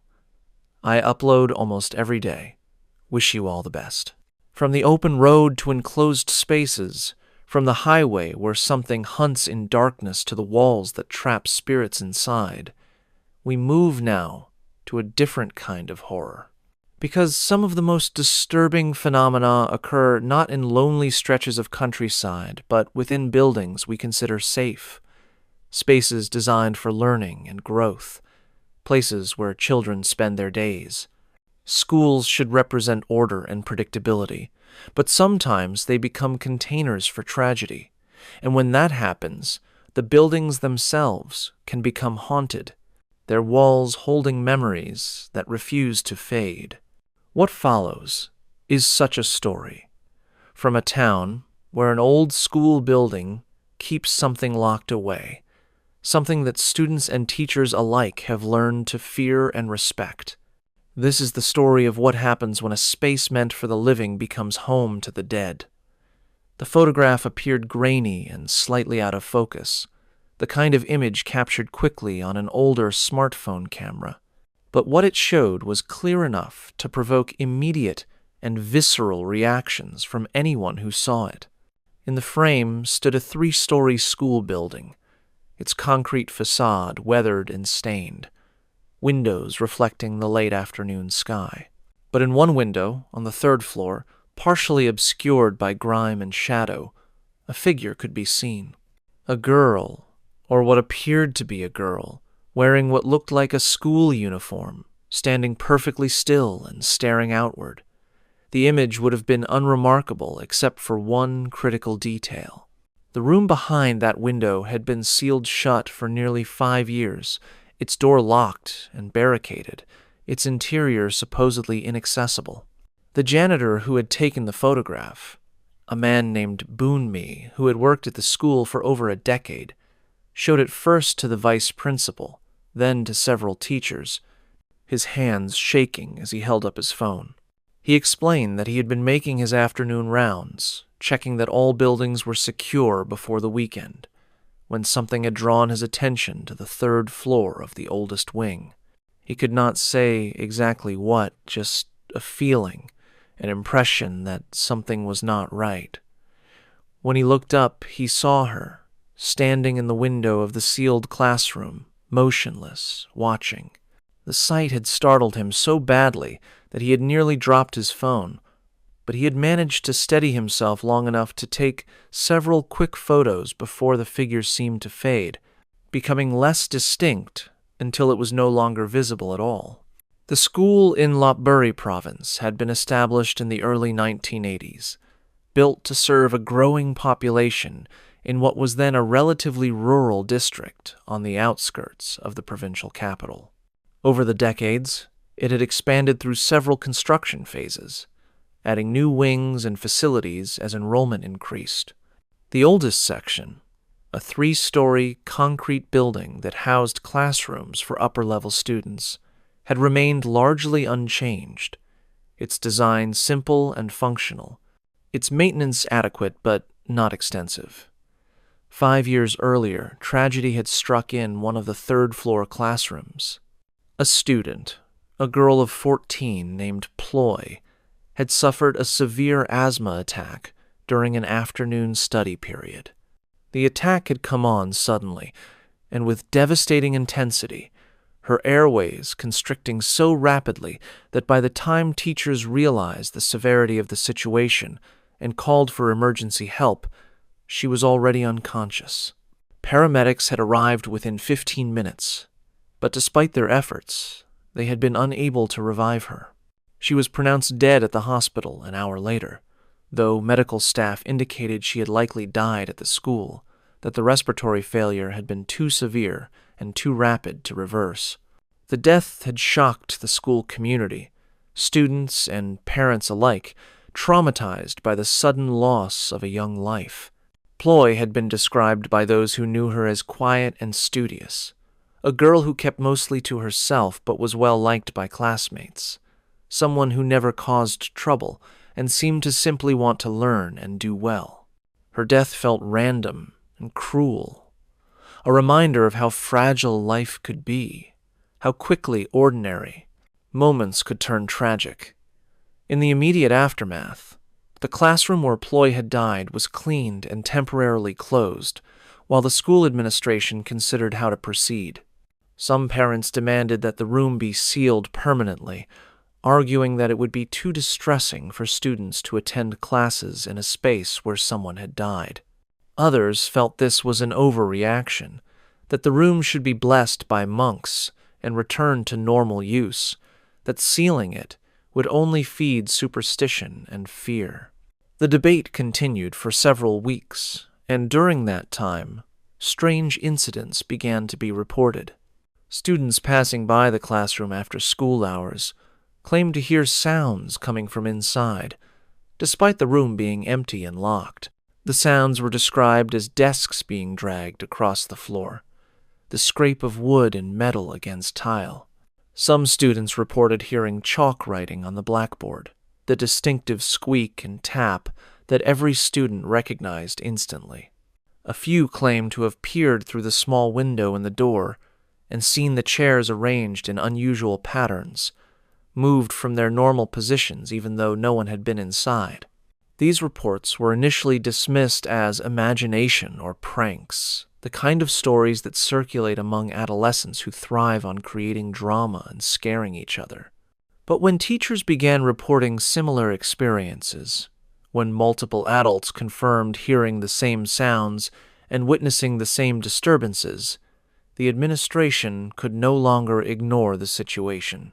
They decided to seal the classroom completely, installing heavy locks on the door and placing a large cabinet in front of it to discourage anyone from attempting to enter. An announcement was made that the room would remain closed indefinitely, and students were instructed to avoid that section of the third floor whenever possible. Most students complied willingly, having no desire to linger near a space that had acquired such an unsettling reputation. For several years, the sealed classroom remained undisturbed, or at least appeared to. Occasional reports surfaced of strange noises or shadows seen through the window, but these were infrequent enough that they generated little attention beyond brief mentions and nervous jokes. The school community gradually adjusted to the presence of the sealed room, treating it as an unfortunate but permanent fixture, something to be acknowledged and avoided rather than actively addressed. Then came the photograph. Boonmi's image spread rapidly through the school, shared among teachers and staff, then inevitably leaked to students and parents through social media and messaging apps. Within days, it had been posted on local news websites and forums, generating intense discussion and debate. Skeptics argued that the image showed nothing more than a reflection or shadow, that the human tendency toward pareidolia, seeing faces and figures in random patterns, was creating something meaningful from nothing. Others insisted the figure was too clear, too detailed to be dismissed as illusion, that it clearly showed a girl in uniform standing in a room that should have been empty. Boonmi himself was interviewed multiple times by school administrators, by local journalists, by paranormal enthusiasts who descended on Lopburi hoping to investigate. He remained consistent in his account, describing what he had seen and showing the photographs to anyone interested, maintaining that he had witnessed something genuine and inexplicable. The school administration attempted damage control, issuing statements that emphasized rational explanations and discouraged supernatural speculation. But the photograph had taken on a life of its own, becoming a focal point for broader fears and anxieties about what exactly was contained within that sealed classroom. Parents began demanding more information, wanting to know exactly what the school planned to do about the situation. Some threatened to withdraw their children unless the entire building was demolished or the school was relocated entirely. Others organized prayer groups and meditation sessions, attempting to create protective spiritual barriers around the campus. The school brought in monks from several local temples to perform extensive blessing ceremonies, elaborate rituals that involved chanting, the sprinkling of holy water, and the placement of protective amulets throughout the building. These ceremonies provided some reassurance, but they did not stop the reports. Teachers, working late in the building, claimed to hear footsteps in the third-floor corridor, slow and deliberate, pacing back and forth outside the sealed classroom. Some reported feeling sudden drops in temperature when passing that section of the hallway, cold spots that seemed to emanate from the closed door. A night security guard quit his position after claiming he had seen a shadowed figure standing at the end of the third-floor hallway during his rounds, watching him silently before disappearing when he approached. The accumulation of these incidents created an atmosphere of persistent unease, and the school found it increasingly difficult to maintain normal operations. Students became distracted and fearful, their academic performance suffering as anxiety about the haunted classroom consumed their attention. Teachers requested transfers to other schools or asked to be assigned classrooms in different buildings, unwilling to work in close proximity to whatever presence occupied the third floor. The situation reached a critical point when the school's CCTV system, recently upgraded as part of a security improvement project, captured something on camera. The footage, recorded during the early morning hours of a weekend when the school should have been completely empty, showed the third-floor hallway from a fixed angle. For several minutes, nothing unusual appeared, just an empty corridor illuminated by dim emergency lighting. Then, at approximately 3:47 in the morning, a shadowed figure entered the frame from the direction of the sealed classroom. The figure was indistinct, more a darker shape against the shadows than a clearly defined form, but its movement was unmistakable. It moved slowly along the hallway, seeming to pause outside several classroom doors before continuing. The figure's size and proportions suggested a child or young teenager, and there was something about the way it moved, a quality that multiple viewers described as wrong, not quite matching normal human locomotion.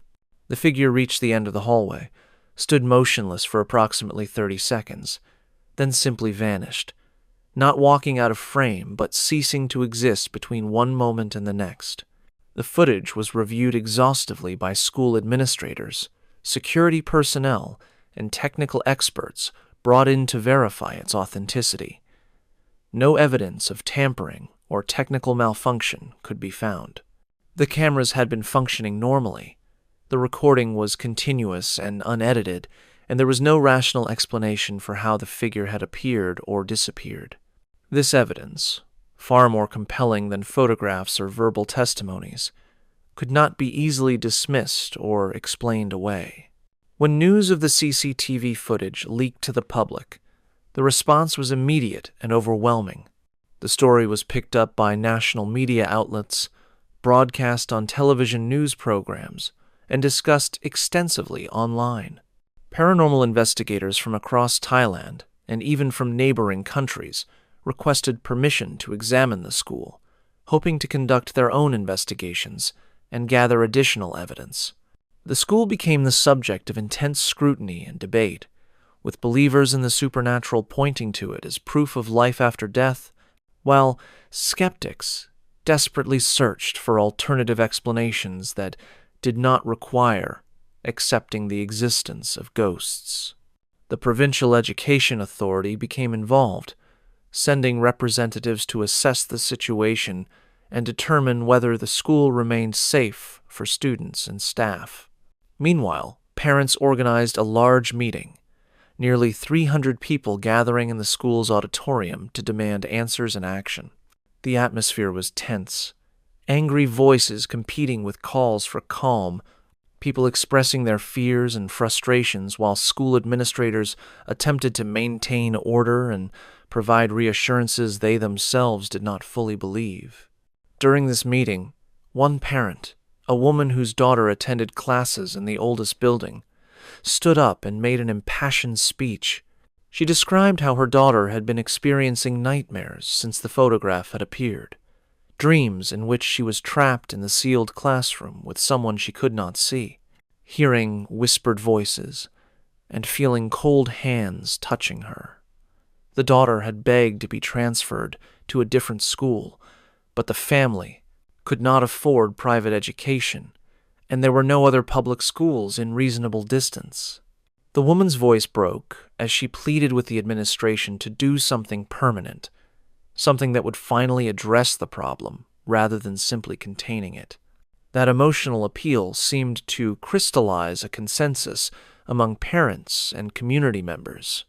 A formal petition was drafted and signed by over 400 people, demanding that the sealed classroom be filled with concrete, that the entire room be rendered completely inaccessible and solid, a permanent tomb that would prevent whatever was inside from affecting the rest of the school.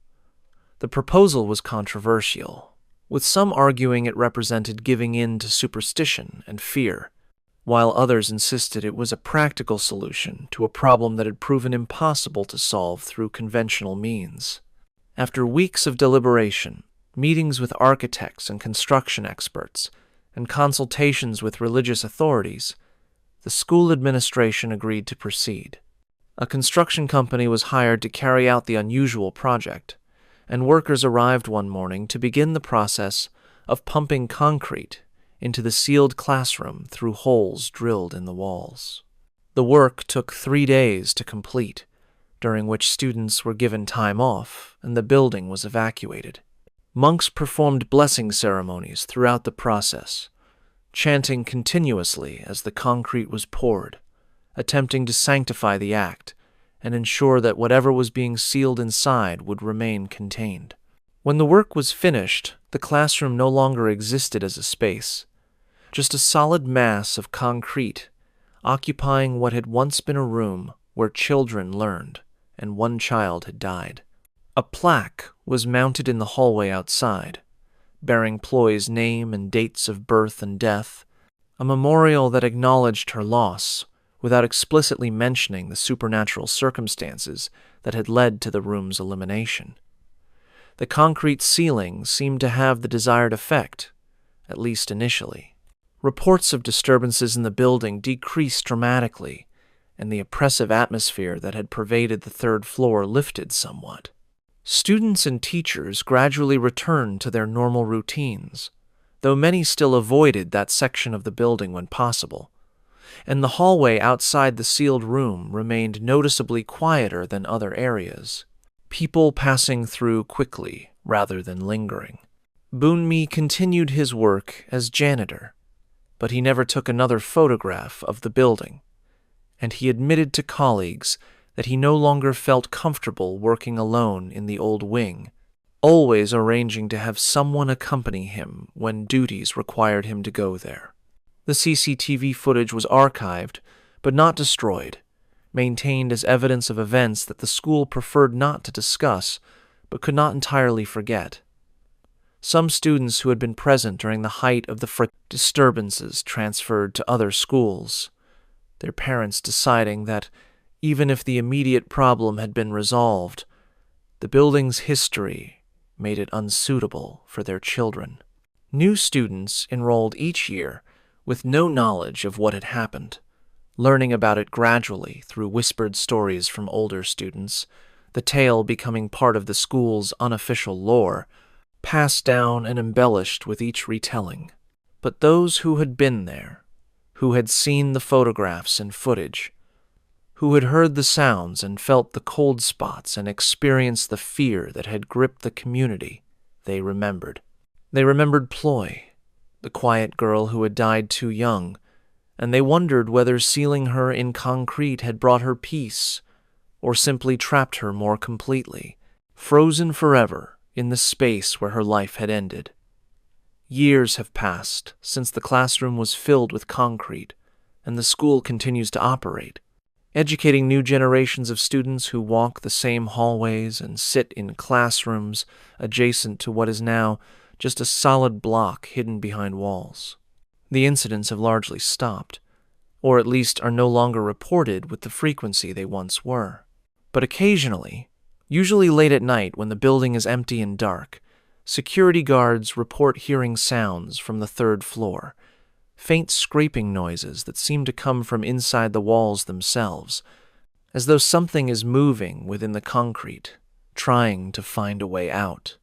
These reports are not officially documented, mentioned only in quiet conversations between guards during shift changes, shared reluctantly and with evident discomfort. The current school administration prefers not to discuss the building's history, steering conversations away from supernatural topics and emphasizing the institution's academic achievements and modern facilities. But the memorial plaque remains mounted in the hallway, Ploy's name still visible to anyone who passes, a small acknowledgement of a tragedy that never truly ended. Students sometimes leave flowers there, particularly on the anniversary of her death, and on those days, teachers have noticed that the third floor feels different, heavier somehow, as though the building itself is remembering.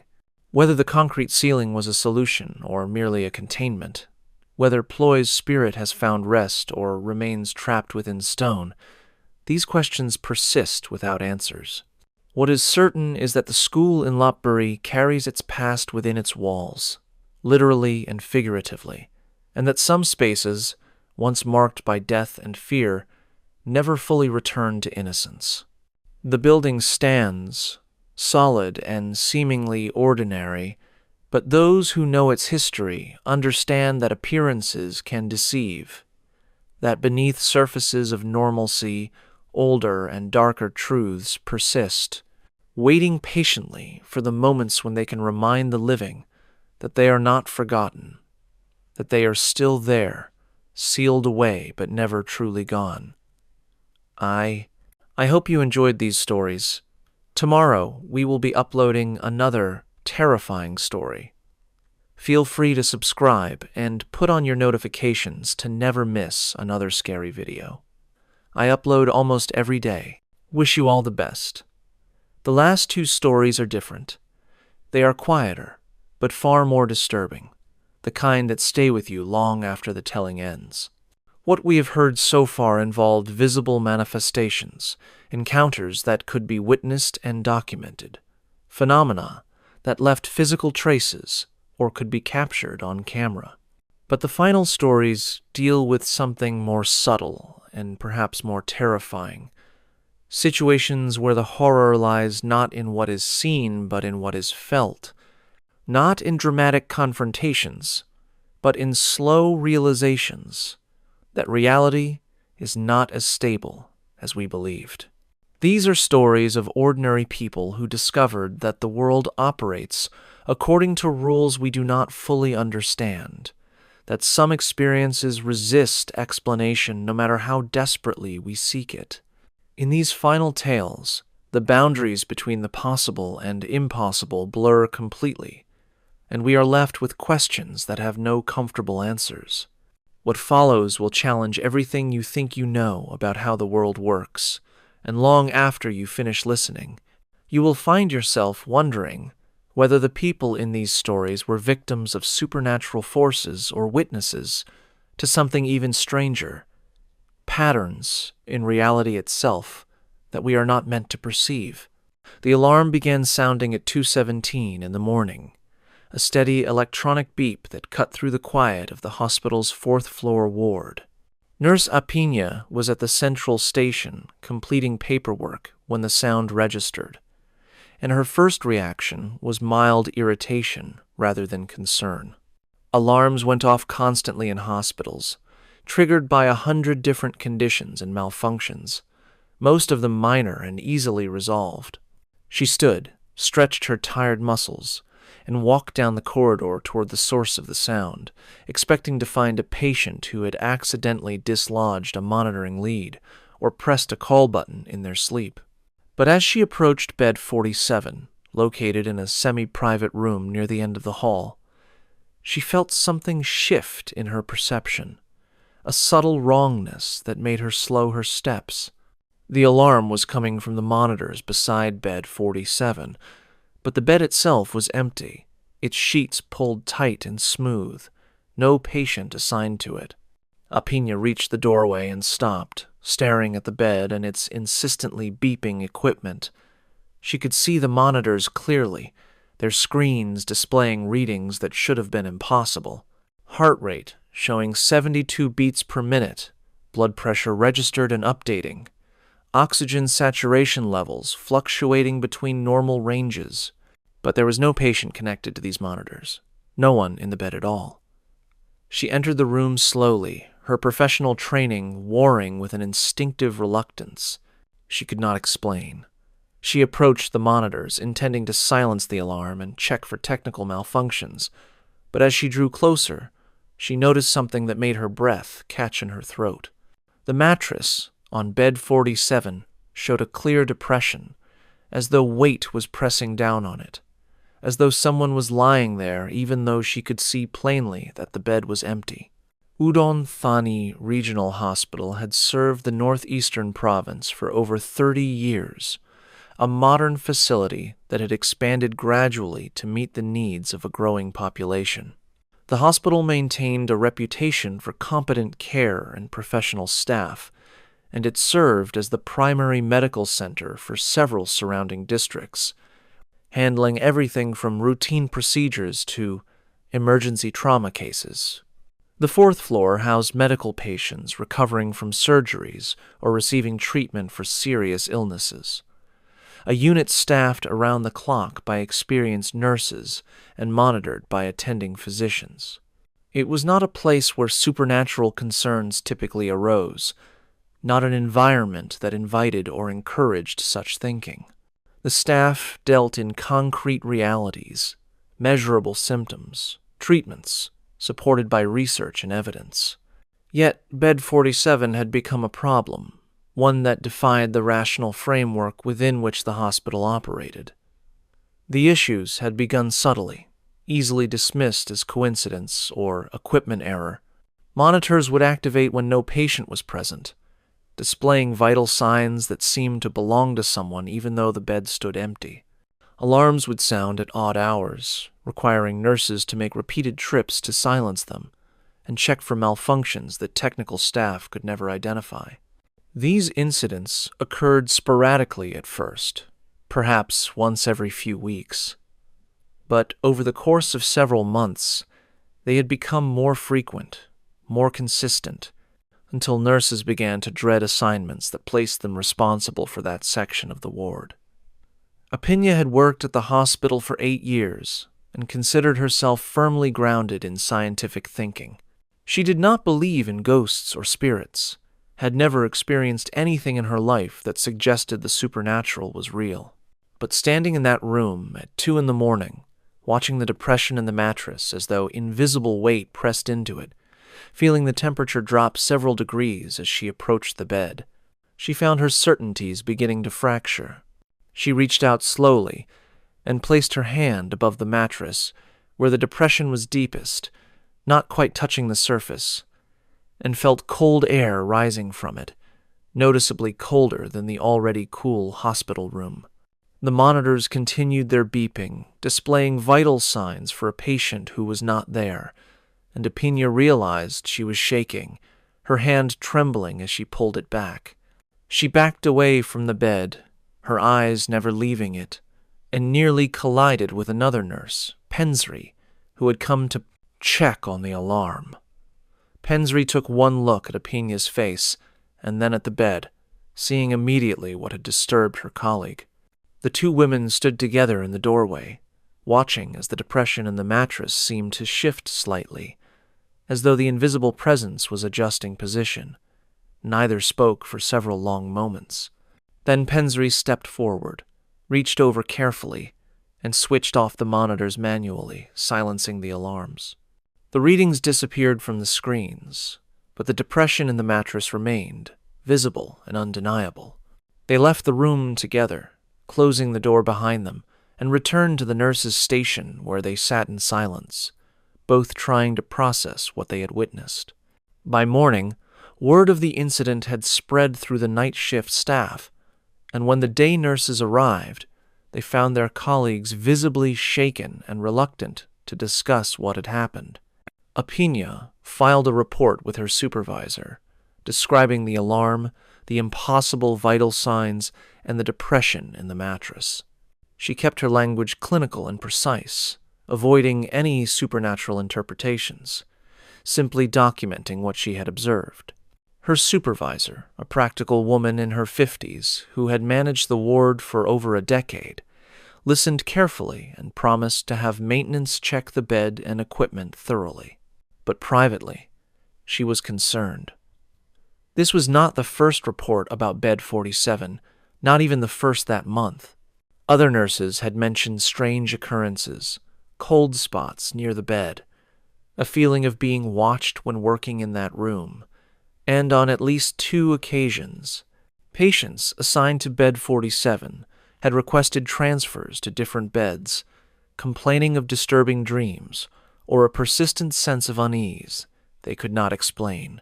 The supervisor had initially attributed these issues to suggestion and anxiety, the way fear could spread through a workplace when people were tired and stressed. But the accumulation of reports, the consistency of details, was becoming harder to dismiss. She scheduled a meeting with the hospital's technical staff and requested a comprehensive examination of Bed 47 and all associated equipment. Over the next 2 days, technicians tested every monitor, every wire, every connection. They found nothing wrong. The equipment functioned normally when tested, showing no signs of malfunction or unusual behavior. Yet the incidents continued. Alarms sounding when no patient was present, monitors displaying vital signs for someone who was not there, and multiple staff members reporting that persistent depression in the mattress, as though the bed was occupied by an invisible patient who never left. The situation escalated when a young nurse named Niran experienced something more direct and terrifying. He was working a late shift, making rounds through the ward, when he entered the room containing Bed 47 to check on a patient in the adjacent bed. The room was dimly lit, just the glow from monitoring equipment and the faint illumination from the corridor.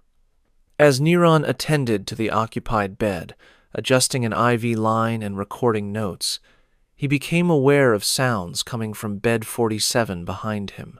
Breathing sounds, slow and labored, the wet rattle of fluid in lungs.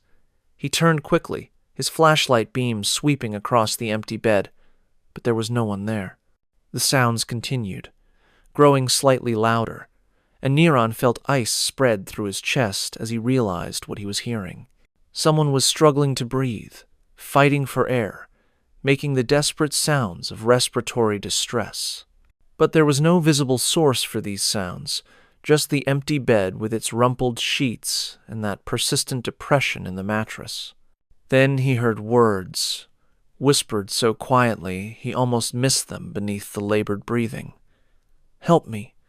Please help me," repeated over and over in a voice that sounded weak and fading. Niran backed toward the door, his professional training completely overridden by primal fear, and he left the room quickly, his heart hammering. He found his supervisor immediately and reported what he had heard, his voice shaking despite his efforts to remain calm. The supervisor accompanied him back to the room, but by the time they arrived, the sounds had stopped. The bed lay quiet and undisturbed, showing no evidence of the disturbance Neron had experienced. But the supervisor noted that the temperature in the room was noticeably colder than the corridor outside, and when she approached bed 47, she too saw the depression in the mattress, clearer now than before, almost as though someone was lying there in a fetal position. Word of Neron's experience spread quickly, despite efforts to keep it contained, and within days, nurses were openly refusing assignments that required them to work near bed 47. The hospital administration found itself facing a staffing crisis, unable to adequately cover the ward because personnel would not enter certain areas.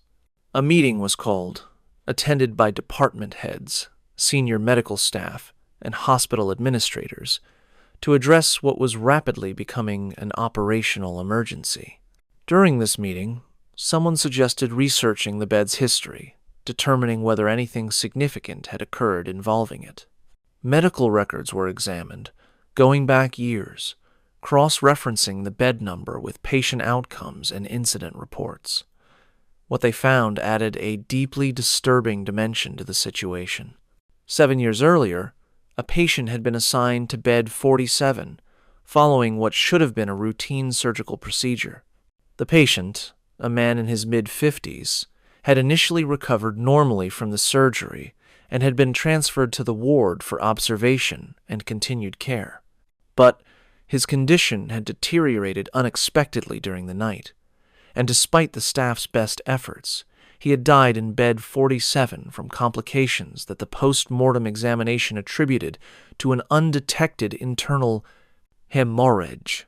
The death had been classified as a tragic but unavoidable outcome, not the result of negligence or error, simply one of those cases where, despite everything being done correctly, the patient did not survive.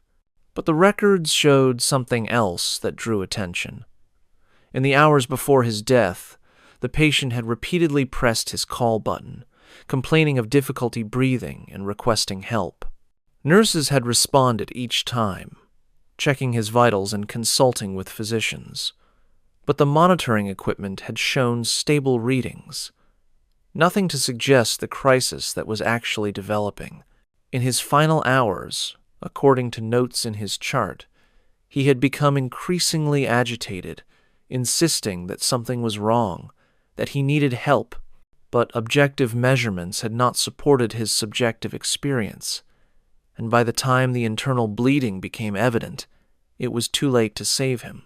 This information spread through the hospital staff like an electrical current, connecting disparate incidents into a coherent narrative that was impossible to ignore. The vital signs appearing on monitors when the bed was empty matched closely with the patient's readings in the hours before his death. The breathing sounds Neron had heard resembled the respiratory distress the patient had experienced. The whispered pleas for help echoed his repeated calls for assistance that had not been adequately answered. It was as though the patient's final hours were being replayed, imprinted somehow onto the bed and the space around it, repeating endlessly like a recording that could not be stopped. Some staff members found this explanation almost comforting, preferring to believe they were witnessing an echo or a residual haunting rather than an active, aware spirit. Others found it more disturbing, suggesting as it did that suffering could persist beyond death, that moments of pain and fear could become trapped in physical locations, reliving themselves without resolution or peace. The hospital administration, faced with mounting evidence and increasingly frightened staff, made a decision. Bed 47 would be removed from service immediately. The bed and all associated equipment would be taken out of the ward, disposed of or stored in a location far from patient care areas, and the space would be thoroughly cleaned and renovated before being returned to use. This decision was announced at a staff meeting, and the relief among nurses and other personnel was palpable and immediate. Arrangements were made quickly, and within 2 days, maintenance workers arrived to dismantle and remove the bed. The removal process itself proved unsettling. Workers reported that the bed seemed unusually heavy, that it resisted their efforts to move it as though weighted down by something they could not see. The temperature in the room dropped noticeably while they worked, cold enough that they could see their breath, despite the hospital's climate control functioning normally in adjacent areas. One worker claimed he heard whispered words while handling the mattress, though he could not make out what was being said, just the impression of a voice speaking urgently, desperately. These accounts were not officially recorded, shared only in private conversations, but they contributed to a general sense of relief when the bed was finally removed from the ward and taken to a storage facility off-site. The room was cleaned thoroughly, repainted, fitted with new equipment, and after a waiting period of several weeks, during which no incidents were reported, it was quietly returned to service with a new bed bearing a different number. Staff who had refused to work in that area gradually returned, though many remained wary, and the room never quite lost its reputation. Patients assigned there sometimes complained of vague discomfort or strange dreams, though nothing as dramatic as the incidents associated with the original Bed 47. Nurses working night shifts occasionally reported feeling watched in that room, or experiencing sudden cold spots, but these phenomena were mild compared to what had occurred before, manageable rather than terrifying. The story of Bed 47 eventually reached local media, leaked by someone within the hospital despite administration attempts to keep the matter private. A journalist contacted the hospital requesting comment, and after initial denials and evasions, a carefully worded statement was released, acknowledging that a bed had been removed from service due to ongoing technical issues and staff concerns, but avoiding any explicit mention of supernatural phenomena. The journalist's article, published in a regional newspaper, was more direct, interviewing nurses who spoke anonymously about their experiences, and presenting the case as an example of an apparently genuine haunting in a modern medical facility.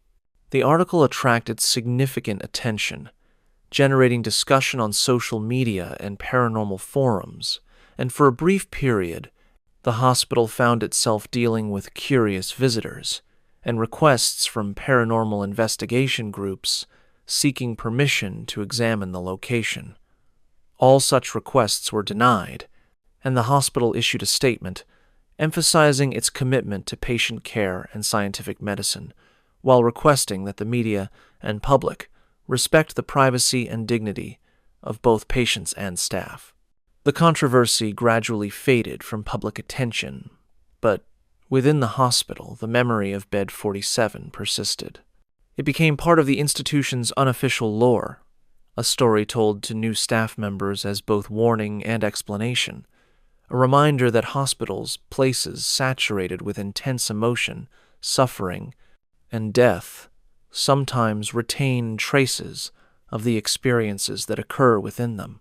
Apina continued working at the hospital for several more years before eventually transferring to a different facility, but she never forgot that night when she stood in the doorway watching an invisible presence press down into an empty mattress, never forgot the cold air rising from the bed, or the vital signs appearing on monitors for a patient who was not there. She had entered that room as someone who believed only in what could be measured and explained, and she left it with that certainty shattered, replaced by an uncomfortable awareness that reality was larger and stranger than her training had prepared her to accept. The bed itself, removed to a storage facility, and eventually disposed of through channels that were never clearly documented, disappeared from the hospital's inventory and from memory. But those who had experienced its phenomena, who had heard the labored breathing and whispered pleas, who had seen the depression in the mattress and felt the impossible cold, they carried those experiences with them. And sometimes, late at night when working quiet shifts in other hospitals or other wards, They would find themselves pausing outside patient rooms, listening for sounds that should not be there, watching for movements that had no visible source, remembering that in a place dedicated to healing and life, death also left its mark, and that some patients, some suffering, persisted long after the medical charts were closed and the bodies removed. The fourth floor of Udon Thani Regional Hospital continues to operate normally, its rooms filled with patients recovering from surgeries and receiving treatment for various conditions, its staff working efficiently to provide care and comfort.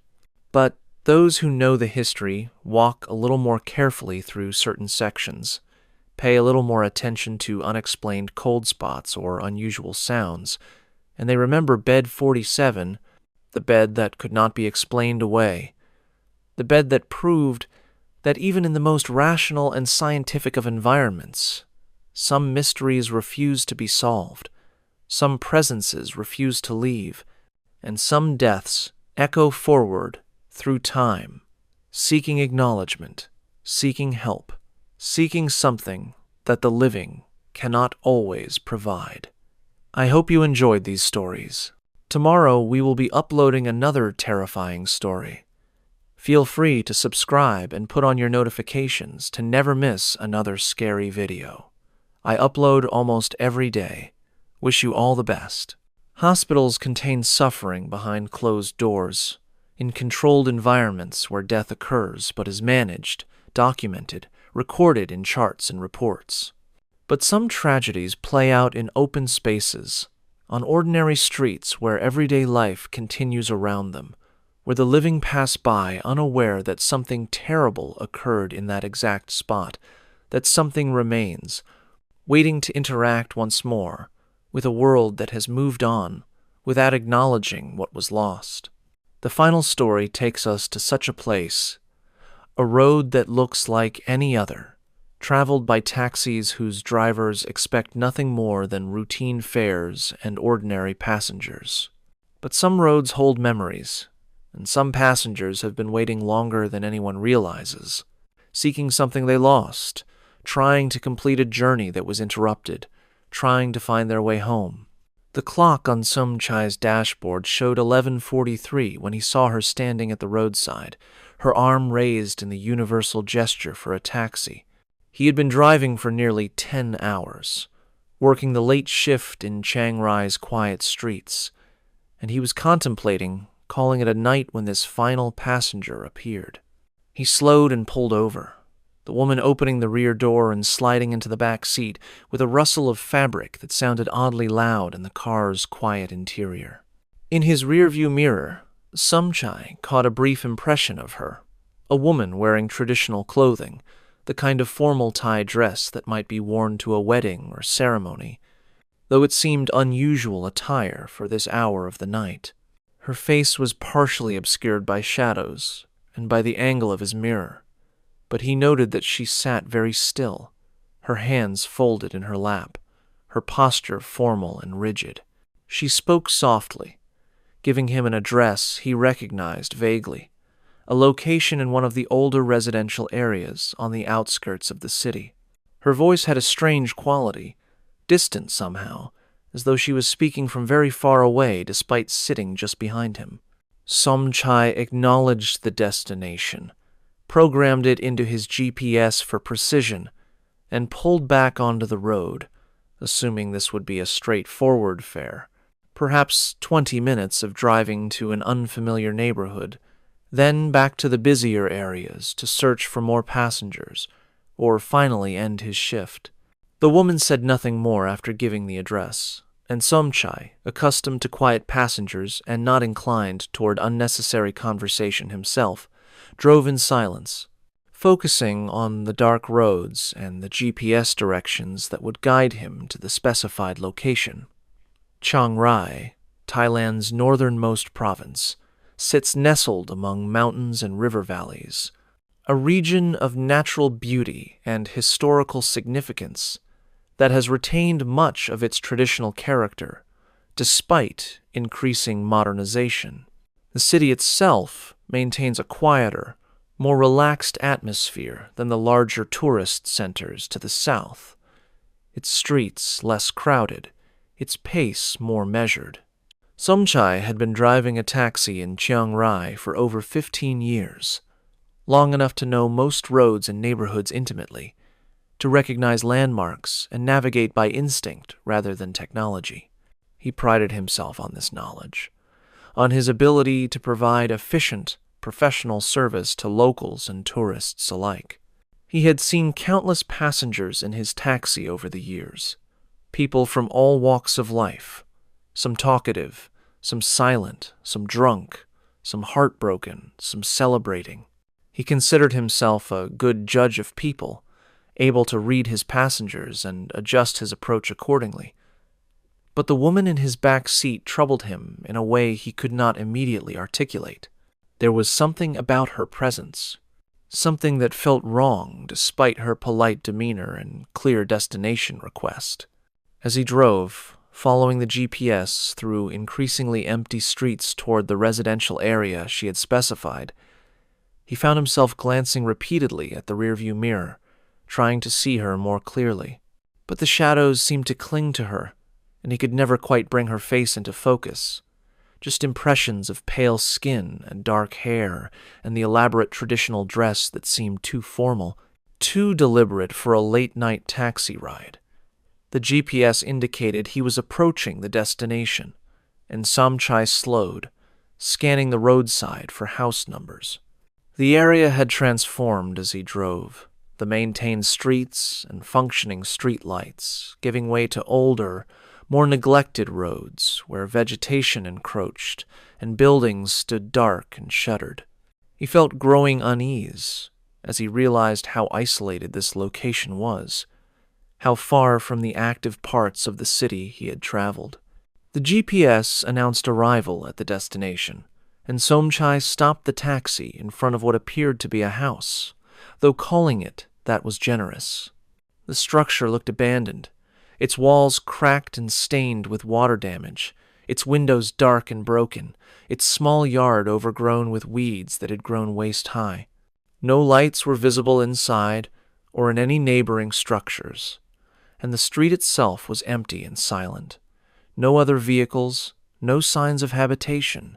Somchai turned in his seat to inform his passenger that they had arrived, to ask if she was certain this was the correct address, and his breath caught in his throat as he looked into the back seat. It was empty. The woman was gone, simply not there anymore, the seat where she had been sitting now vacant. For several seconds, Somchai's mind refused to process this impossibility. He had not stopped during the journey, had not heard the door open, had not seen her exit in his mirrors. She could not have left the vehicle. Yet the back seat was unquestionably empty. He reached back and touched the seat, half expecting his hand to encounter something his eyes could not see, but there was nothing, just the fabric of the seat, and his hand came away wet. The seat was soaked, water dripping from the upholstery, pooling slightly in the depression where someone had been sitting. Somchai's hands began to shake as he pulled them back, staring at the moisture on his fingers, his rational mind struggling to construct an explanation while a deeper, more primal part of his consciousness recognized that he had just experienced something fundamentally impossible. He sat frozen in the driver's seat for several long minutes, his heart hammering, his breathing shallow, unable to decide what to do. Eventually, he forced himself to exit the taxi and examine the back seat more carefully, opening the rear door and inspecting the interior with his phone's flashlight. The seat was definitely wet, thoroughly soaked as though someone had sat there, dripping with water. But there were no puddles on the floor, no wet footprints leading away from the vehicle. Just the soaked seat itself, and a smell that he now noticed for the first time, a brackish odor like standing water or river mud. He looked around the deserted street, at the abandoned house with its broken windows, and felt overwhelming wrongness settle over him like a physical weight. He needed to leave, needed to get away from this place immediately. He closed the rear door, got back in the driver's seat, and drove away quickly, not caring about the wet seat or the smell or anything except putting distance between himself and that abandoned house. He drove for nearly 10 minutes before pulling over in a well-lit area near a convenience store, where he sat with the engine running and the doors locked, trying to calm himself, trying to think clearly. He considered going to the police, but immediately dismissed the idea. What would he tell them? That his passenger had vanished, that his seat was wet, that he was frightened. They would think he was drunk or insane, or playing a prank. He considered calling his wife, but rejected that as well, unwilling to worry her with something he could not explain. In the end, he did nothing except sit in his taxi under the fluorescent lights of the convenience store, watching normal people enter and exit the shop, buying snacks and drinks, living ordinary lives in a world that suddenly felt far less solid and predictable than it had just hours before. The next day, Somchai mentioned the incident to a few fellow taxi drivers during an informal gathering at their usual coffee shop, a place where drivers congregated between shifts to exchange stories and information. He described what had happened carefully, keeping his tone neutral, presenting it as a strange occurrence rather than a supernatural experience, curious to see how others would react. The response was immediate and profound. Multiple drivers leaned forward, their expressions serious, and several spoke at once, asking for details, comparing his account with their own experiences. It emerged that Somchai was not the first Chiang Rai taxi driver to encounter this particular passenger. Over the past several years, at least 6 other drivers had reported picking up a woman in traditional dress late at night, driving her to the same general area of abandoned houses, and discovering that she had vanished from the vehicle before arrival or upon reaching the destination. Each driver described the same details: the formal, traditional clothing, the soft voice, the wet seat left behind, the sense of profound wrongness. Some had reported the incidents to their taxi companies or to police, but nothing had come of these reports. Just shrugs and dismissals and suggestions that the drivers had been mistaken or had fallen asleep briefly and dreamed the encounters. But the drivers themselves knew better. They knew what they had experienced, and the consistency of details across multiple independent accounts suggested something real and recurring, a phenomenon that was actively happening rather than imagined or fabricated. One older driver, a man named Wichai, who had been working Chiang Rai's streets for over 20 years, shared what he had learned through his own research after encountering the woman himself several years earlier. He had investigated the abandoned house where passengers consistently directed drivers, searching property records and old newspapers for information. What he found was a tragedy that had occurred nearly 15 years prior. A young woman, newly married and wearing her wedding dress, had been traveling with her husband to their wedding reception when their car had been involved in an accident. The vehicle had gone off the road during heavy rain, plunging into a canal that ran alongside the highway.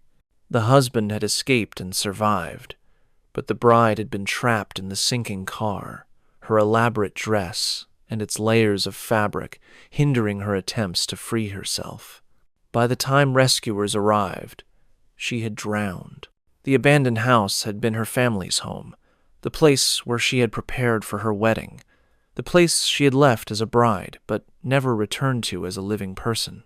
This information spread among the taxi driver community in Chiang Rai, becoming part of the collective knowledge that drivers shared with each other, particularly with newcomers to the profession. The story was treated with varying degrees of belief, some drivers dismissing it as urban legend, while others accepted it as truth based on personal experience or the testimony of trusted colleagues.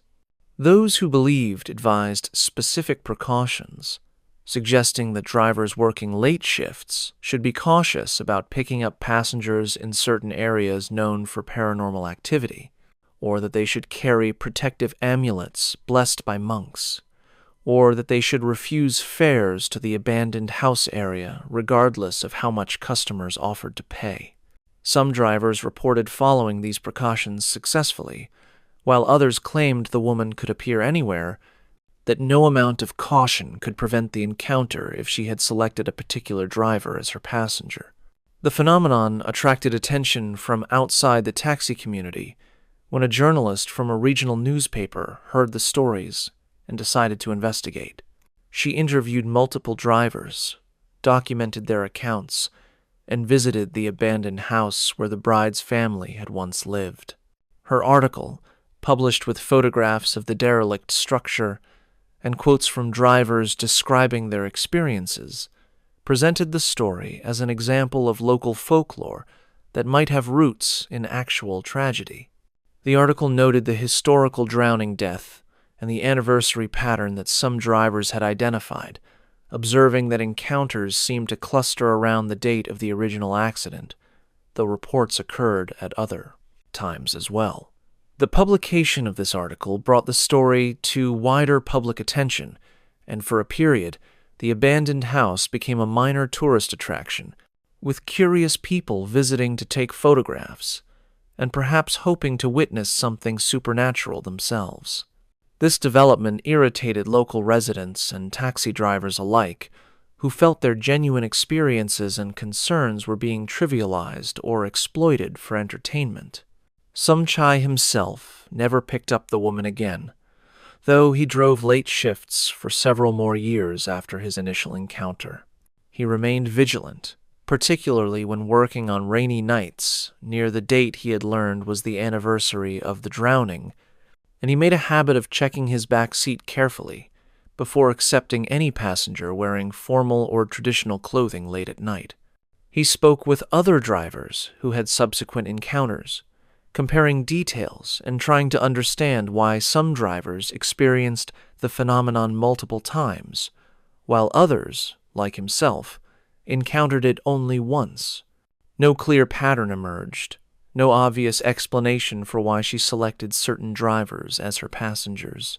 Some theorized she appeared to those who resembled people significant in her life, while others believed it was purely random, that any driver working the right area at the right time might find her in their back seat. The wet seat in Somchai's taxi took days to dry completely, and even after it appeared dry to the touch, a faint dampness seemed to persist, along with that brackish smell of river, water, and mud. He eventually had the entire back seat replaced, unable to tolerate the constant reminder of that night. But he never forgot the experience, the way her voice had sounded distant despite her physical proximity, the impossibility of her disappearance, the cold shock of discovering the wet seat, where moments before he had seen empty space. The encounter changed something fundamental in how he understood the world, dissolving certainties he had held his entire life about what was and was not possible. He became more careful, more aware, more respectful of stories and warnings he might previously have dismissed as superstition. The phenomenon continues to be reported, though with varying frequency. Some years pass with no new accounts, while other years see multiple drivers coming forward with stories of picking up the woman in traditional dress and discovering she has vanished, leaving only wet seats and the smell of river water as evidence of her presence. The abandoned house still stands, more deteriorated with each passing year, its windows now completely gone, its roof partially collapsed, vegetation slowly consuming the structure. Local authorities have discussed demolishing it, removing the eyesore and the problematic landmark that draws unwanted attention, but these discussions never seem to result in action, the building persisting in its slow decay, perhaps serving as an unofficial memorial to the bride who never made it home. Taxi drivers in Chiang Rai continue to exchange stories during their breaks, newer drivers listening with mixture of skepticism and unease as veterans describe their encounters, the advice passed down about precautions and recognition signs, the shared understanding that some passengers are not what they appear to be, that some destinations exist between the world of the living and whatever lies beyond. And on certain nights, particularly during rain when roads become slick and visibility drops and the city's lights reflect off wet pavement in fractured patterns, a woman in traditional dress still stands at roadsides, still raises her hand to hail taxis, still speaks softly from back seats and requests rides to an abandoned house where her family once lived, where she prepared for a wedding that ended in tragedy, where she has been trying to return for 15 years, never quite arriving, never quite completing the journey home. The drivers who encounter her do their job, accept her fare, and follow her directions, drive through dark streets toward destinations they know will be empty when they arrive, and they discover what others have discovered before them, that some passengers bring their tragedies with them, that some journeys never end, that death does not always close the chapters we leave unfinished. They find the wet seats and smell the river water and understand finally that the world contains presences they cannot see or touch or measure, presences that persist in seeking what they lost, in trying to complete interrupted stories, in haunting the roads and vehicles and moments that might carry them, even briefly, even impossibly, toward whatever home means when you are no longer among the living. The taxis keep running, the drivers keep working, and the woman keeps waiting at roadsides in her wedding dress, forever asking for one more ride, forever leaving wet footprints that evaporate into absence, forever almost arriving at a destination that recedes before her like a dream that cannot be grasped, no matter how desperately she reaches, no matter how many times she tries, no matter how many drivers she persuades to take her there, to that place that is no longer home, that is just abandoned walls and broken windows and memories of joy that turn to drowning and death and endless, patient, waiting for a return that may never truly come. I hope you enjoyed these stories. Tomorrow, we will be uploading another terrifying story. Feel free to subscribe and put on your notifications to never miss another scary video. I upload almost every day. Wish you all the best.